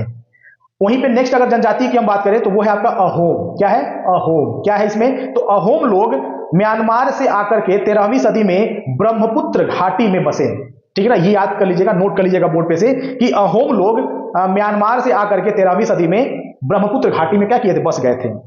वहीं पे जो अगली जो जनजाति है वो है आपका गोंड। तो गोंड में क्या है, तो गोंड लोग गोंडवाना के वन प्रदेश में रहते थे, ठीक है ना, ये गोंडवाना के वन प्रदेश में रहते थे, कौन, गोंड लोग, ठीक है ना। ये आपके लेसन 7 में था। वहीं लेसन 8 की अगर हम बात करें तो लेसन 8 आपका है ईश्वर से अनुराग, यानी भक्ति की बात करेंगे यहाँ पे, ठीक है ना। यह जो लेसन है वो आपका भक्ति से रिलेटेड है। तो इसमें आपका दिया है नैनार और अलवार। तो क्या है नैनार और अलवार, समझिएगा। तो नैनार जो है ना वो शैव संत, जो नैनार है वो शैव संत हैं और जो अलवार है वो वैष्णव संत है। कौन है, वैष्णव संत। नैनार संतों की जो संख्या है वो आपकी 63 है, 63, नोट कर लीजिएगा उसको। नैनार संतों की संख्या 63 है और अलवार संतों की संख्या 12 है। कितनी है, 12। वहीं पर अगर हम बात करें खानकाह, किसकी बात करें, खानकाह की बात करें, तो जहां सूफी संस्था अक्सर रहते हैं वह खानकाह कहलाता है, यानी जहां पर सूफी संस्था के लोग रहते हैं ना उसी को खानकाह कहते हैं, ठीक है ना, नोट कर लीजिएगा, इंपॉर्टेंट है ये। मार्टिन लूथर की बात करें, नाम सुने होंगे आप लोग, मार्टिन लूथर। तो मार्टिन लूथर बाइबल को जर्मन भाषा में क्या किया था, अनुवादित किया था। इसको, बाइबल को, यानी बाइबल को जर्मन भाषा में ट्रांसलेट करने वाला कोई व्यक्ति था तो वो कौन था, मार्टिन लूथर था। और अगर आगे और भी इसमें बात करें, बुद्ध की अगर बात करें यहाँ पे तो सामाजिक अंतरों पर सवाल उठाएं, शंकरदेव, नामघर और निजामुद्दीन औलिया एक सूफी संत थे। नैनार शिव की पूजा करने वाले और अलवार विष्णु की पूजा करने वाले, ठीक है ना, ये इंपॉर्टेंट कुछ इसमें आपके हैं। वहीं पर अगर हम लेसन 9 की बात करें तो लेसन 9 जो है वो क्षेत्रीय संस्कृतियों का निर्माण, यानी क्षेत्रीय संस्कृतियों के निर्माण से है। तो इसमें क्या क्या है नोट करिएगा, एक एक करके बोर्ड पे से देख लीजिएगा, मैं एक एक करके बोल रहा हूं, आप देखते रहिए। सबसे पहले बात करेंगे यहाँ पे अनंत वर्मन, किसकी बात करेंगे, अनंत वर्मन। तो अनंत वर्मन उड़ीसा, जगन्नाथ पुरी, महोदयपुरम आपके केरल, और लीला तिलकम ये आपका केरल में है। फिर आपका मंगल काव्य ये आपका कांगड़ा, ठीक है, और लघु चित्र आपका बंगाल में है। भरतनाट्यम जो कि तमिलनाडु से मतलब रिलेटेड है, एक सब नृत्य है, ठीक है ना, नृत्यों की मैं बात कर रहा हूँ यहाँ पे, कुछ नृत्य है। कथकली आपका केरल का है, ओडिसी आपका ओडिशा का है, कुचिपुड़ी आपका आंध्र प्रदेश का है, मणिपुरी आपका मणिपुर का है, और पीर फारसी शब्द का शब्द रूप है, यानी पीर जो है वो फारसी भाषा का एक शब्द है, ठीक है। और पीर का अर्थ क्या होता है, आध्यात्मिक मार्गदर्शक, क्या होता है, आध्यात्मिक मार्गदर्शक। तो ये कुछ इंपॉर्टेंट आपके क्या थे, पॉइंट थे जिसको आप नोट कर लेंगे एग्जाम के दृष्टिकोण से। इसमें से भी क्या है, कुछ क्वेश्चन इंपॉर्टेंट हो सकते हैं। लेसन 10 जो कि आखिरी लेसन है क्लास 7 हिस्ट्री का, ठीक है ना, क्लास 7 हिस्ट्री का आखिरी लेसन आपका है 10, और वह है 18वीं शताब्दी में नए राजनीतिक गठन, ठीक है। क्या है इसमें, एक एक पॉइंट इंपॉर्टेंट जो कि एग्जाम के दृष्टिकोण से, उसको मैं यहाँ पे एक एक करके आपको बोल रहा हूं, ध्यान से सुनिएगा। 1707 में औरंगजेब की मृत्यु हुई। पहला पॉइंट यह है कि औरंगजेब की मृत्यु कब हुई, तो औरंगजेब की मृत्यु 1707 में हुई थी, और पानीपत की तीसरी लड़ाई 1761 में हुआ था, यानी 1761 में पानीपत की तीसरी लड़ाई लड़ी गई थी। और 1739 यानी 1739 में ईरान के शासक नादिर शाह ने दिल्ली पर आक्रमण किया, ठीक है ना, ये एक इंपॉर्टेंट पॉइंट है कि ईरान के शासक नादिर शाह ने दिल्ली पर आक्रमण कब किया, तो दिल्ली पर आक्रमण उसने किया था कब, 1739 में, ठीक है। अगला पॉइंट है 1748 से 1761 के बीच में अफगान का शासक अहमद शाह अब्दाली ने उत्तरी भारत पर 5 बार आक्रमण कर के लूटपाट मचाई, ठीक है। और अगला पॉइंट है 1708 में गुरु गोविंद सिंह की मृत्यु हुई थी, ठीक है ना, नोट कर लीजिएगा इसको। गुरु गोविंद सिंह की मृत्यु कब हुई थी, 1708 में हुई थी, ठीक है ना। अब यहीं पे जो अगला पॉइंट है आपका वो है हैदराबाद। किसके बारे में बात करेंगे, हैदराबाद के बारे में। तो हैदराबाद में जो पहला पॉइंट है वो है निजाम उल मुल्क आसफ जाह, ठीक है ना। तो इसमें अगर बात करेंगे तो निजाम उल मुल्क आसफ जहां ने 1724 से 1748 के बीच में हैदराबाद की स्थापना की थी, यानी हैदराबाद की स्थापना निजाम उल मुल्क आसफ जहां ने की थी, ठीक है ना। और निजाम के पास 400 हाथियों की सवारी थी, ठीक है ना। जो निजाम थे ना उनके पास 400 हाथियों की सवारी थी जिन्होंने हैदराबाद की स्थापना की थी 1724 से 1748 के बीच में, ठीक है ना। अब वहीं पे हम बात करेंगे मराठा की बात करेंगे, किसकी बात करेंगे, मराठा की बात करेंगे। तो मराठा राज्य एक कह सकते हैं कि अन्य शक्तिशाली क्षेत्रीय राज्यों में से एक है, यानी मराठा जो है ना वो बहुत ही शक्तिशाली राज्यों में से एक है। मराठा की जो राजधानी थी ना वो पुणे थी, मराठा की राजधानी पुणे थी। और पेशवा को प्रधानमंत्री कहते थे, पेशवा उस समय पेशवा होते थे, जो कि आज समय प्रधानमंत्री होते हैं ना, तो उस समय पेशवा होते थे, तो पेशवा को प्रधानमंत्री कहते थे। 1720 से 1761 के बीच में मराठा का क्या हुआ, विस्तार हुआ, यानी मराठाओं का जो विस्तार हुआ था वो 1720 से 1761 के बीच में हुआ था। और कुछ पॉइंट्स हैं जैसे कि आप देख रहे हैं, उसको आप एक एक करके नोट करिए। सूबेदार प्रांतीय होते थे, फौजदार एक मुगल सैन्य कमांडर हुआ करता था, इजारादार जो होते थे एक राजस्व कृषक होता था, और मिस्ल क्या था, सिख योद्धाओं का समूह मिस्ल कहलाता था। और चौथ क्या है, मराठों द्वारा लगाया कर, यानी टैक्स की बात कर रहे हैं, एक तरह का टैक्स था चौथ। और कुनबी मराठा कृषक योद्धा, यानी मराठाओं के जो कृषक योद्धा होते थे उनको कुनबी बोलते थे। और उमरा क्या है, तो उमरा उच्च अभिजात, यानी एक तरह का उच्च अभिजात है उमरा। वहीं पर अगर हम बात करें जाटों की बात करते हैं, जाट क्या है, तो जाट जो थे ना वो जाट एक समृद्ध कृषक थे, जाट एक समृद्ध कृषक थे। और नादिर शाह के पुत्र जवाहिर शाह के पास 30,000 सैनिक थे, कितने सैनिक थे, 30,000 सैनिक थे। और वहीं पे जो अगली आपकी जो पॉइंट है वो आपकी है फ्रांसीसी क्रांति, नोट कर लीजिएगा कि फ्रांसीसी क्रांति कब हुई थी, तो ये 1789 से 1794 के बीच में हुई थी। और इसमें पहला पॉइंट जो कि इंपॉर्टेंट है कि फ्रांसीसी क्रांति के दौरान मध्य वर्ग किसानों और शिल्पकारों ने पादरीगण और अभिजातों के विशेषाधिकारों के खिलाफ लड़ाई लड़ी। ये कुछ इंपॉर्टेंट पॉइंट आपके इस लास्ट लेसन में थे, और उम्मीद है कि इस लेसन से आपके कुछ ना कुछ एक आध पॉइंट जरूर मिलेंगे, नहीं मिलेंगे तो भी आपकी जानकारी के लिए काफी ज्यादा मतलब इंपॉर्टेंट पॉइंट्स हैं। मैंने एनसीईआरटी के बुक से ये सारे पॉइंट्स निकाले हैं सीटेट एग्जाम के दृष्टिकोण से, ठीक है ना। तो उम्मीद है आपको अच्छी लगी होगी, ठीक है। क्लास 8 का जो लेसन 1 है, कैसे, कब और कहां, क्या है इसमें इंपॉर्टेंट क्वेश्चन, एक एक करके आइए इसमें देखते हैं। सबसे पहले बात करेंगे यहाँ पे अभिलेख की, किसकी बात करेंगे, अभिलेख की बात करेंगे। तो कह रहा है ना, पहला जो पॉइंट इसमें अभिलेख में है वो कह रहा है कि उत्कीर्ण अभिलेखों के अध्ययन को एपिग्राफी कहा जाता है। क्या कहा जाता है, एपिग्राफी, ठीक है ना। और दूसरा पॉइंट है, भारत के अधिकांश अभिलेख ब्राह्मी और खरोष्ठी लिपि में लिखी गई हैं। इसको नोट कर लीजिएगा बोर्ड पे से, बहुत इंपॉर्टेंट है। कह रहा है कि भारत के अधिकांश जो अभिलेख है ना वो ब्राह्मी और खरोष्ठी लिपि में लिखी गई हैं। और ब्राह्मी लिपि को पहली बार एशियाटिक सोसाइटी ऑफ बंगाल के सचिव जेम्स प्रिंसेप ने पढ़ा था, ठीक है ना। सबसे पहले किसने पढ़ा था ब्राह्मी लिपि को, तो इसको यहां पर बताया गया है कि ब्राह्मी लिपि को पहली बार एशियाटिक सोसाइटी ऑफ बंगाल के सचिव जेम्स प्रिंसेप ने पढ़ा था सबसे पहले, ठीक है ना। अभिलेख के बाद अगर हम दूसरे नंबर पर अगर हम बात करें तो सिक्कों की बात करते हैं। किसकी बात करते हैं, सिक्कों की बात करते हैं। क्या है सिक्कों में, तो कह रहा है कि सिक्के के अध्ययन को, यानी सिक्के के बारे में अध्ययन करना, वो कहलाता है आपका न्यूमिस्मेटिक्स।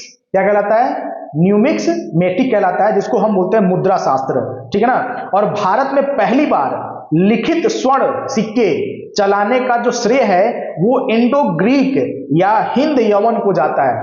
यानी भारत में पहली बार लिखित स्वर्ण सिक्के चलाने का श्रेय किसको जाता है, इंडो ग्रीक को और हिंद यवन को जाता है, ठीक है। और वहीं पर अगर इसमें हम बात करें तो भारत में प्राचीनतम सिक्के चांदी के हैं, यानी भारत के सबसे प्राचीनतम सिक्के अगर है ना तो वो चांदी के हैं, यानी भारत का प्राचीन सिक्का चांदी का था, ठीक है ना। और अगला जो पॉइंट इसमें है वो है पुरातत्वीय स्मारक। तो क्या है इसमें, तो सबसे पहले बात करेंगे कि जो भारतीय पुरातत्व के जनक है ना वो सर अलेक्जेंडर कनिंघम है। कौन है, सर अलेक्जेंडर कनिंघम, कौन, भारतीय पुरातत्व के जनक। और दूसरा point, Asiatic Society of Bengal के संस्थापक कौन है, सर विलियम जॉन्स। ठीक है ना। सर विलियम जॉन्स जो है वो एशियाटिक सोसाइटी ऑफ बंगाल के संस्थापक है, फाउंडर है, ठीक है। और 1851 ईस्वी में स्कॉटलैंड के दार्शनिक जेम्स मिल ने ए हिस्ट्री ऑफ ब्रिटिश इंडिया नामक किताब लिखी थी। ये काफी इंपॉर्टेंट है, इसको तो आप लोग अंडरलाइन कर लीजिएगा कि a history of British India नामक किताब किसने लिखी थी और कब लिखी थी। तो इस किताब को लिखा था स्कॉटलैंड के दार्शनिक जेम्स मिल ने 1851 में, ठीक है ना। और एक और इसमें पॉइंट है, मैं बता दे रहा हूं, नोट कर लीजिएगा आप लोग। चंपारण आंदोलन किसने किया था? महात्मा गांधी जी ने। कब किया था? तो 1917 में किया था, ठीक है ना। ये इंपॉर्टेंट है, इसको आप नोट कर लेंगे। लेसन 2 है वह है कंपनी शक्ति की स्थापना। कंपनी शक्ति की स्थापना क्या है, इसमें बात करते हैं। सबसे पहले ईस्ट इंडिया कंपनी की, यानी कह रहा है कि ईस्ट इंडिया कंपनी द्वारा बंगाल में व्यापार की शुरुआत, ठीक है। तो सबसे पहले कह रहा है कि पहली इंग्लिश जो फैक्ट्री थी वो 1651 ईस्वी में हुगली नदी के किनारे शुरू हुई। नोट करिए उसको, जो पहली जो इंग्लिश फैक्ट्री थी वह 1651 में हुगली नदी के किनारे क्या की गई थी? स्थापित की गई थी। और व्यापारियों को उस समय में फैक्टर कहा जाता था, यानी उस समय में व्यापारियों को फैक्टर कहा जाता था। और 1600 ईस्वी में ईस्ट इंडिया कंपनी ने इंग्लैंड की महारानी एलिजाबेथ प्रथम चार्टर अर्थात इजाजतनामा हासिल कर लिया। अगला पॉइंट है प्लासी का युद्ध। क्या है प्लासी का युद्ध? ठीक है, 1757 में हुआ था, यानी प्लासी का जो युद्ध था वो 1757 में हुआ था। और प्लासी का युद्ध कंपनी और सिराजुद्दौला के बीच में हुआ था, जिसमें कंपनी की क्या हुई थी? जीत हुई थी, ठीक है ना। यह भी माना जाता है कि जो प्लासी का जो युद्ध 1757 में हुआ था वह ब्रिटिश कह सकते हैं हुकूमत का शुरुआत था, यानी भारत में ब्रिटिशों का जो कह सकते हैं कि जो हुकूमत की जो शुरुआत थी वो पूर्ण रूप से 1757 से ही शुरू हुई थी, ठीक है ना। और प्लासी पे जो युद्ध हुई थी सिराजुद्दौला और कंपनी के बीच में हुई थी। और इस युद्ध में ऐसा ये भी बताया जाता है कि जो सिराजुद्दौला के जो कमांडर इन चीफ जो थे, सेनापति जो मीर जाफर थे, उन्होंने ही उनको क्या किया था? धोखा दिया था, ठीक है ना। तो इस तरीके से वो कंपनी क्या की थी? सिराजुद्दौला को मतलब हरा करके उसने अपनी जीत हासिल की थी यहाँ पे। और 1756 ईस्वी में सिराजुद्दौला बंगाल के नवाब बने थे, ठीक है ना। 1756 में जो सिराजुद्दौला थे वो बंगाल के नवाब बने थे। और उसके एक साल बाद यानी 1757 में ही कंपनी ने क्या किया? उनके ऊपर आक्रमण किया, यानी उनसे युद्ध मतलब लड़ करके कह सकते हैं कि सिराजुद्दौला को हरा करके कंपनी क्या करती है? बंगाल पर अपना हुकूमत स्थापित कर लेती है। जो लेसन 3 है वो है आपका ग्रामीण जीवन और समाज। ग्रामीण जीवन और समाज, तो यहां पर हम बात करेंगे अस्थाई बंदोबस्त की। किसकी बात करेंगे? अस्थाई बंदोबस्त की। क्या है इसमें? तो कह रहा है कि कंपनी ने 1793 ईस्वी में राजस्व आय को बढ़ाने के लिए अस्थाई बंदोबस्त लागू किया। कब अस्थाई बंदोबस्त कब लागू हुआ था? तो अस्थाई बंदोबस्त 1793 ईस्वी में लागू किया गया था। भारतीय नील की मांग, मतलब भारत में जो नील की खेती होती थी, इंडिगो जिसको बोलते हैं, तो उसकी मांग कह सकते हैं कि यूरोपीय देशों में उसकी मांग बहुत ही ज्यादा थी, ठीक है ना। तो नील का पौधा मुख्य रूप से उष्णकटिबंधीय प्रदेश इलाकों में ही उगता है, ठीक है ना, उसी में होता है। और नील की खेती को दो मुख्य तरीके, नील की खेती करने का जो दो तरीका है, उसमें से पहला जो तरीका है वो है निज, और जो दूसरा तरीका है वो है रैयती। तो नील केवल उपजाऊ जमीन पर ही होता है। और मार्च 1859 यानी 1859 ईस्वी में बंगाल के हजारों रैयतों ने नील की खेती करने से क्या कर दिया? इनकार कर दिया। ये लेसन 3 में कुछ इंपॉर्टेंट पॉइंट आपके थे। लेसन 4 है उपनिवेशवाद और आदिवासी समाज। उपनिवेशवाद और आदिवासी समाज, इसमें सबसे पहले अगर हम बात करेंगे ना तो वो है आपके गुज्जर। कौन है? गुज्जर, यानी गुज्जर पंजाब के पहाड़ों पर रहने वाले, यानी पंजाब के जो पहाड़ होते हैं ना उस पे रहने वाले जो लोग हैं ना वो गुज्जर कहलाते हैं। और अगला इसमें है लबाड़िया। क्या है लबाड़िया? आंध्र प्रदेश के समुदाय जो गाय भैंस पालते थे, यानी आंध्र प्रदेश के कुछ ऐसे समुदाय थे जो गाय भैंस पालते थे, उनको हम बोलते थे लावड़िया। वर्तमान झारखंड में स्थित हजारीबाग के आसपास, वर्तमान झारखंड में स्थित हजारीबाग के आसपास रहने वाले संथाल रेशम के कीड़े पालते थे। जो संथाली थे ना वो रेशम के कीड़े पालते थे। जैसा कि आपने पहले भी पढ़ा होगा कि रेशम के कीड़े से रेशम बनाने की जो पद्धति है उसकी शुरुआत सबसे पहले चीन में हुई थी, ठीक है ना। और चीन जिस मार्ग से रेशम का व्यापार करता था उसको सिल्क रूट बोला करते हैं, ठीक है ना। अब इसमें जो नेक्स्ट पॉइंट है वो आपका है घुमंतू किसान।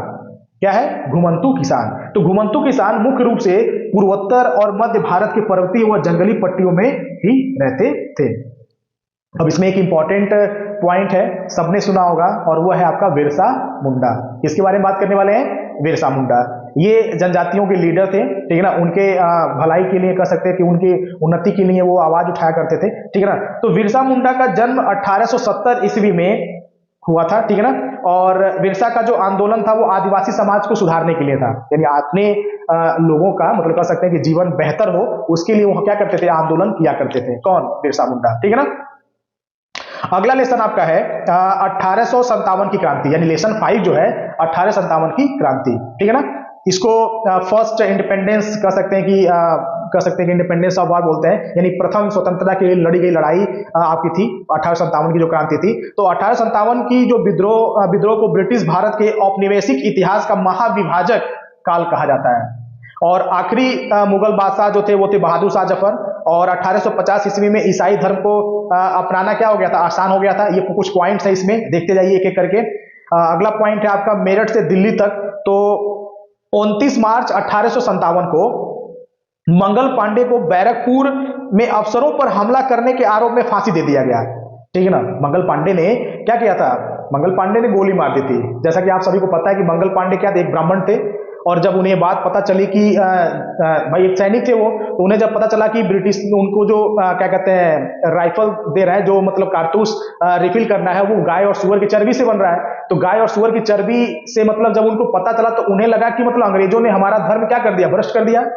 और इस के कारण ही मतलब उनको जब उनका धर्म भ्रष्ट हो गया तो उन्होंने मतलब गुस्से में आकर के उन्होंने 2 अंग्रेज अफसरों को क्या किया? उन्होंने गोली मार दी। और गोली मारने के मतलब कारण ही मतलब मंगल पांडे को फांसी दे दिया गया था। कब? 29 मार्च 1857 ईस्वी में। नवंबर 1862 ईस्वी में बहादुर शाह जफर को रंगून जेल में मृत्यु हो गई थी। बहादुर शाह जफर की जो मृत्यु हुई थी वो रंगून के जेल में हुई थी। कब? 1862 में, यानी नवंबर 1862 में हुई थी। ये भी इंपॉर्टेंट नोट कर लीजिएगा। और मार्च 1858 ईस्वी में लखनऊ अंग्रेजों के कब्जे में चला गया। कब?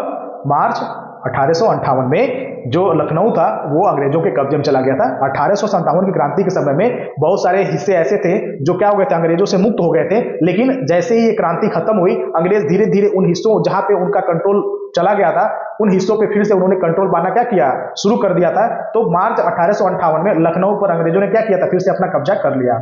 और जून 1858 ईस्वी में रानी लक्ष्मीबाई को मार दिया गया। लेसन 6 है वह है आपका महिलाएं एवं सुधार। तो यहां पर हम बात करेंगे महिलाओं और उनके सुधार से रिलेटेड कुछ चीजों को। तो सबसे पहले यहां पे हम बात करेंगे ब्रह्म समाज की। तो आपको पता होगा कि ब्रह्म समाज के जो संस्थापक थे वो राजा राम मोहन रॉय थे, जिन्होंने सती प्रथा को बैन कराया था। सती प्रथा एक ऐसी प्रथा थी जो कि हमारे समाज की सबसे कह सकते हैं कि क्रूर प्रथा थी, जिसमें पति के मरने के बाद पत्नी को भी जिंदा क्या किया जाता? जलाया जाता था उसके साथ में। बड़ी क्रूर कह सकते हैं प्रथा थी ये हमारे समाज की, जिसको हमारे राजा राम मोहन राय हमारे समाज में उन्होंने आवाज उठाया, और आवाज उठाकर अंग्रेजों के साथ में उन्होंने मिलकर के एक कानून बनवाई, जिसके तहत यह प्रथा क्या हुई? बैन हुई भारत में। तो ब्रह्म समाज की हम बात करते हैं तो इसके संस्थापक आपके राजा राम मोहन रॉय हैं।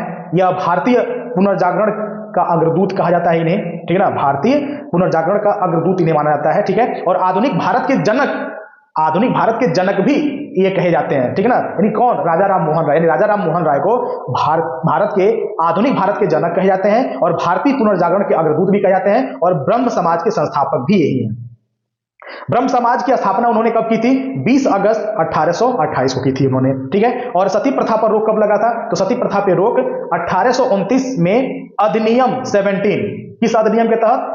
अधिनियम 17 के तहत 1829 में सती प्रथा पर बैन लगी थी, और उसको किया कौन था? लॉर्ड विलियम बेंटिक ने किया था। और अनुचित क्रिया क्या थी? तो अनुचित क्रियाओं में और से कौन सी क्रियाएं थी जिन्होंने किया था? तो बाल विवाह, बहु विवाह और विधवा विवाह पे भी उन्होंने क्या किया था? समाज के लोगों को मतलब उन्होंने जागरूक करने की पूरी कोशिश उन्होंने की थी। लेकिन जो मेन श्रेय इनका था ना, वो सबसे ज्यादा जो था वो सती प्रथा पे ही था। सती प्रथा, सोच लीजिए अगर आज के समय में सती प्रथा होता तो आप महिलाओं की क्या स्थिति होती? शायद यह सोच करके भी बहुत अजीब लगता है कि हमारे ही इस समाज में बहुत समय पहले पति के मरने के बाद महिलाओं को जलाया जाता था जिंदा। अब कैसी प्रथा थी, ये क्या थी, मुझे नहीं पता। आप जितने भी माता बहनें मतलब जो वीडियो मेरे देख रहे होंगे, आप लोग खुद कमेंट करके बताइएगा कि क्या सती प्रथा आज होता तो हमारे समाज की क्या दशा होती। अगर हम बात करें यहीं पे दूसरा प्रार्थना समाज की बात करते हैं, तो क्या है प्रार्थना समाज? तो प्रार्थना समाज के जो संस्थापक है वो है आपके आत्माराम पांडुरंग। कौन है प्रार्थना समाज के संस्थापक? तो प्रार्थना समाज के जो संस्थापक है वो है आत्माराम पांडुरंग। और ये कहाँ के रहने वाले थे? तो ये आपके महाराष्ट्र स्थान प्रार्थना समाज की मतलब स्थापना मतलब कहाँ पे हुई थी? तो महाराष्ट्र में हुई थी। और इन्होंने किन किन चीजों पे विरोध किया था? तो इन्होंने विरोध किया था विधवा विवाह, स्त्री शिक्षा और अंतरजातीय विवाह, ठीक है ना। मतलब विरोध की अगर बात करें तो मतलब इन सभी चीजों को लेकर के उन्होंने आवाज उठाए थे। और विडो रीमैरिज एसोसिएशन के संस्थापक, ठीक है ना। विडो रीमैरिज यानी भाई सती प्रथा तो बैन हो गई, तो सती प्रथा बैन हो गई तो महिलाएं तो विधवा होंगी ना, तो विधवाओं का पुनः विवाह होना चाहिए, ठीक है ना, क्योंकि उस समय बाल विवाह था।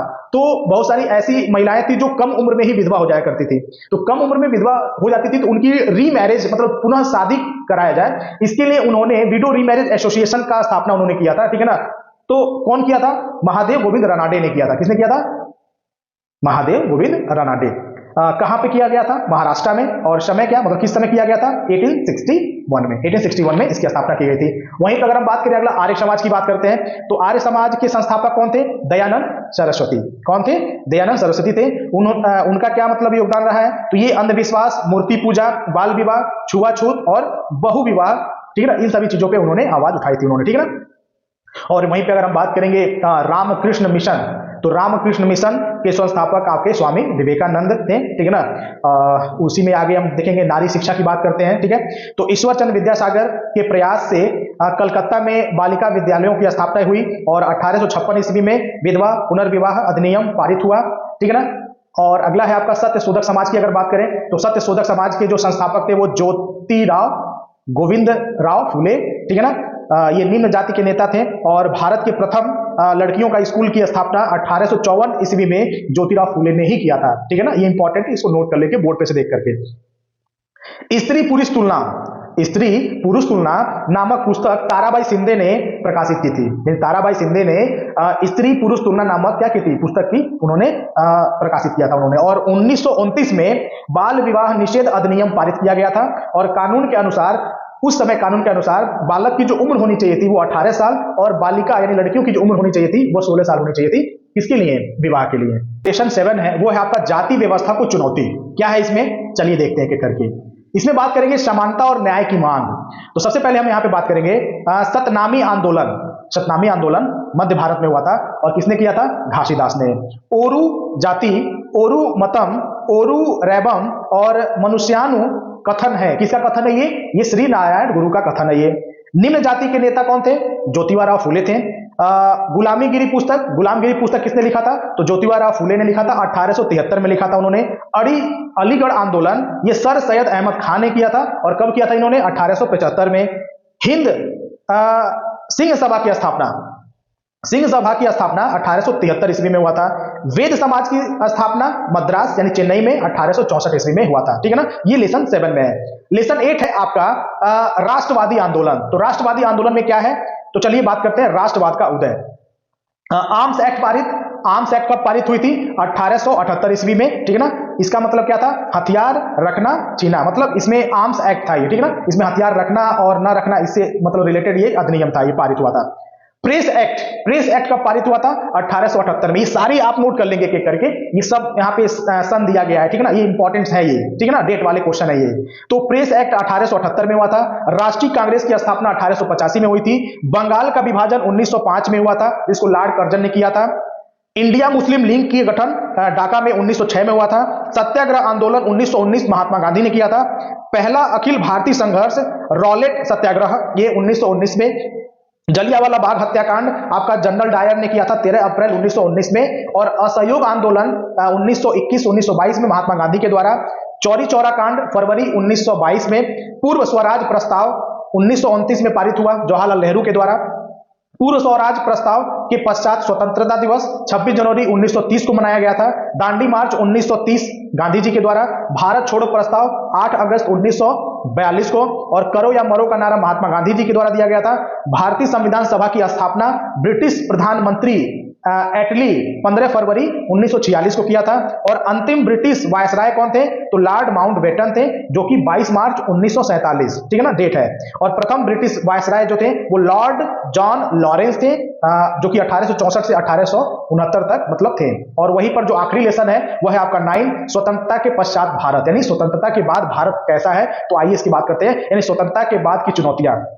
भारत जब आजाद हुई तो भारत के आजाद होने के बाद भारत के सामने बहुत सारी चुनौतियां आई, ठीक है ना। उससे रिलेटेड क्या क्या क्वेश्चन है एक एक करके हम बताते जा रहे हैं, आप नोट करते जाइएगा। 1947 में भारत की जो आबादी थी वो 34.5 करोड़ थी। कितनी थी? नोट कर लीजिएगा। आज कितना है और उस समय कितना था, मिला लीजिए आप खुद। आजादी के समय भारत की जो आबादी थी वो 34.5 करोड़ थी। और पाकिस्तान से आए शरणार्थियों की संख्या 80 लाख था। कितना था? 80 लाख था। यानी आजादी के समय में पाकिस्तान से जो शरणार्थी भारत आए थे उनकी संख्या 80 लाख के करीब में थी, ठीक है ना। ड्राफ्टिंग समिति के जो अध्यक्ष थे वो भीमराव अंबेडकर थे। और आंध्र प्रदेश का गठन 1 अक्टूबर 1953 को हुआ। और राज्य पुनर्गठन आयोग का गठन 1956 ईस्वी को हुआ। पंजाब का विभाजन 1966 ईस्वी को हुआ। और योजना आयोग का गठन, ठीक है ना, योजना आयोग का गठन यानी पंचवर्षीय योजना, ठीक है ना, उसका गठन 1950 ईस्वी को हुआ। और शीत युद्ध का उदय, शीत युद्ध का जो उदय था यानी कोल्ड वार, ये कब शुरू हुआ था? तो 1950 से 1960 ईस्वी के बीच में हुआ था, ठीक है ना। और नौ स्वाधीनता भारत के विदेश मंत्री, यानी भारत नया नया आजाद हुआ था तो उस समय विदेश मंत्री कौन थे पहले? तो जवाहरलाल नेहरू थे। One man army Mahatma Gandhi को कहते हैं। पंचशील समझौता ये 29 अगस्त 1954 को हुआ। प्रथम पंचवर्षीय योजना 1 अप्रैल 1951 को लागू किया गया। योजना आयोग का नया नाम नीति आयोग है, ठीक है ना, इसको नोट कर लेंगे, जो 1 जनवरी 2015 में हुआ था। यानी योजना आयोग अब नीति आयोग के नाम से जाना जाता है। और यह नाम कब बदला गया था? 1 जनवरी 2015 को बदला गया था। भारतीय विश्वविद्यालय शिक्षा कमीशन की नियुक्ति डॉक्टर सर्वपल्ली राधाकृष्णन ने 1949 ईस्वी में की थी। और यूजीसी की स्थापना, ठीक है ना, यूजीसी की स्थापना 1953 ईस्वी में हुई। और मुदालियर आयोग 1952 ईस्वी में। और अनुसंधान आयोग आपका 1964 ईस्वी में। और एनसीईआरटी का स्थापना 1952 ईस्वी में। और ग्रामोद्धार समिति ये बलवंत राय मेहता 1957 में। पंचायती राज का गठन, तो पंचायती राज का गठन आपका राजस्थान में 2 अक्टूबर 1959 को हुआ था, ठीक है ना। और पंचायती राज का जो गठन था ना वो पंडित जवाहरलाल नेहरू ने किया था। परिवार नियोजन कार्यक्रम 1952 ईस्वी में हुआ। और नागरिक सुरक्षा संगठन आपका 1962 ईस्वी में। और हरित क्रांति का प्रारंभ 1966 ईस्वी में हुआ था, ठीक है ना। और योजना आयोग 15 मार्च 1950 को क्या हुआ था, बना था। कौन? योजना आयोग, जो अब नीति आयोग के नाम से जाना जाता है। और नीति आयोग 1 जनवरी 2015 को मतलब किया गया, ठीक है। तो ये सारे क्वेश्चन जो थे ना वो एनसीईआरटी के बुक्स थे। उम्मीद है कि इन सभी कह सकते हैं कि टॉपिक से आपको कुछ ना कुछ हेल्प मिलेगा। और सीटेट के एग्जाम में इस बार आप लोग कुछ बेहतर मार्क्स आप लोग हासिल करेंगे।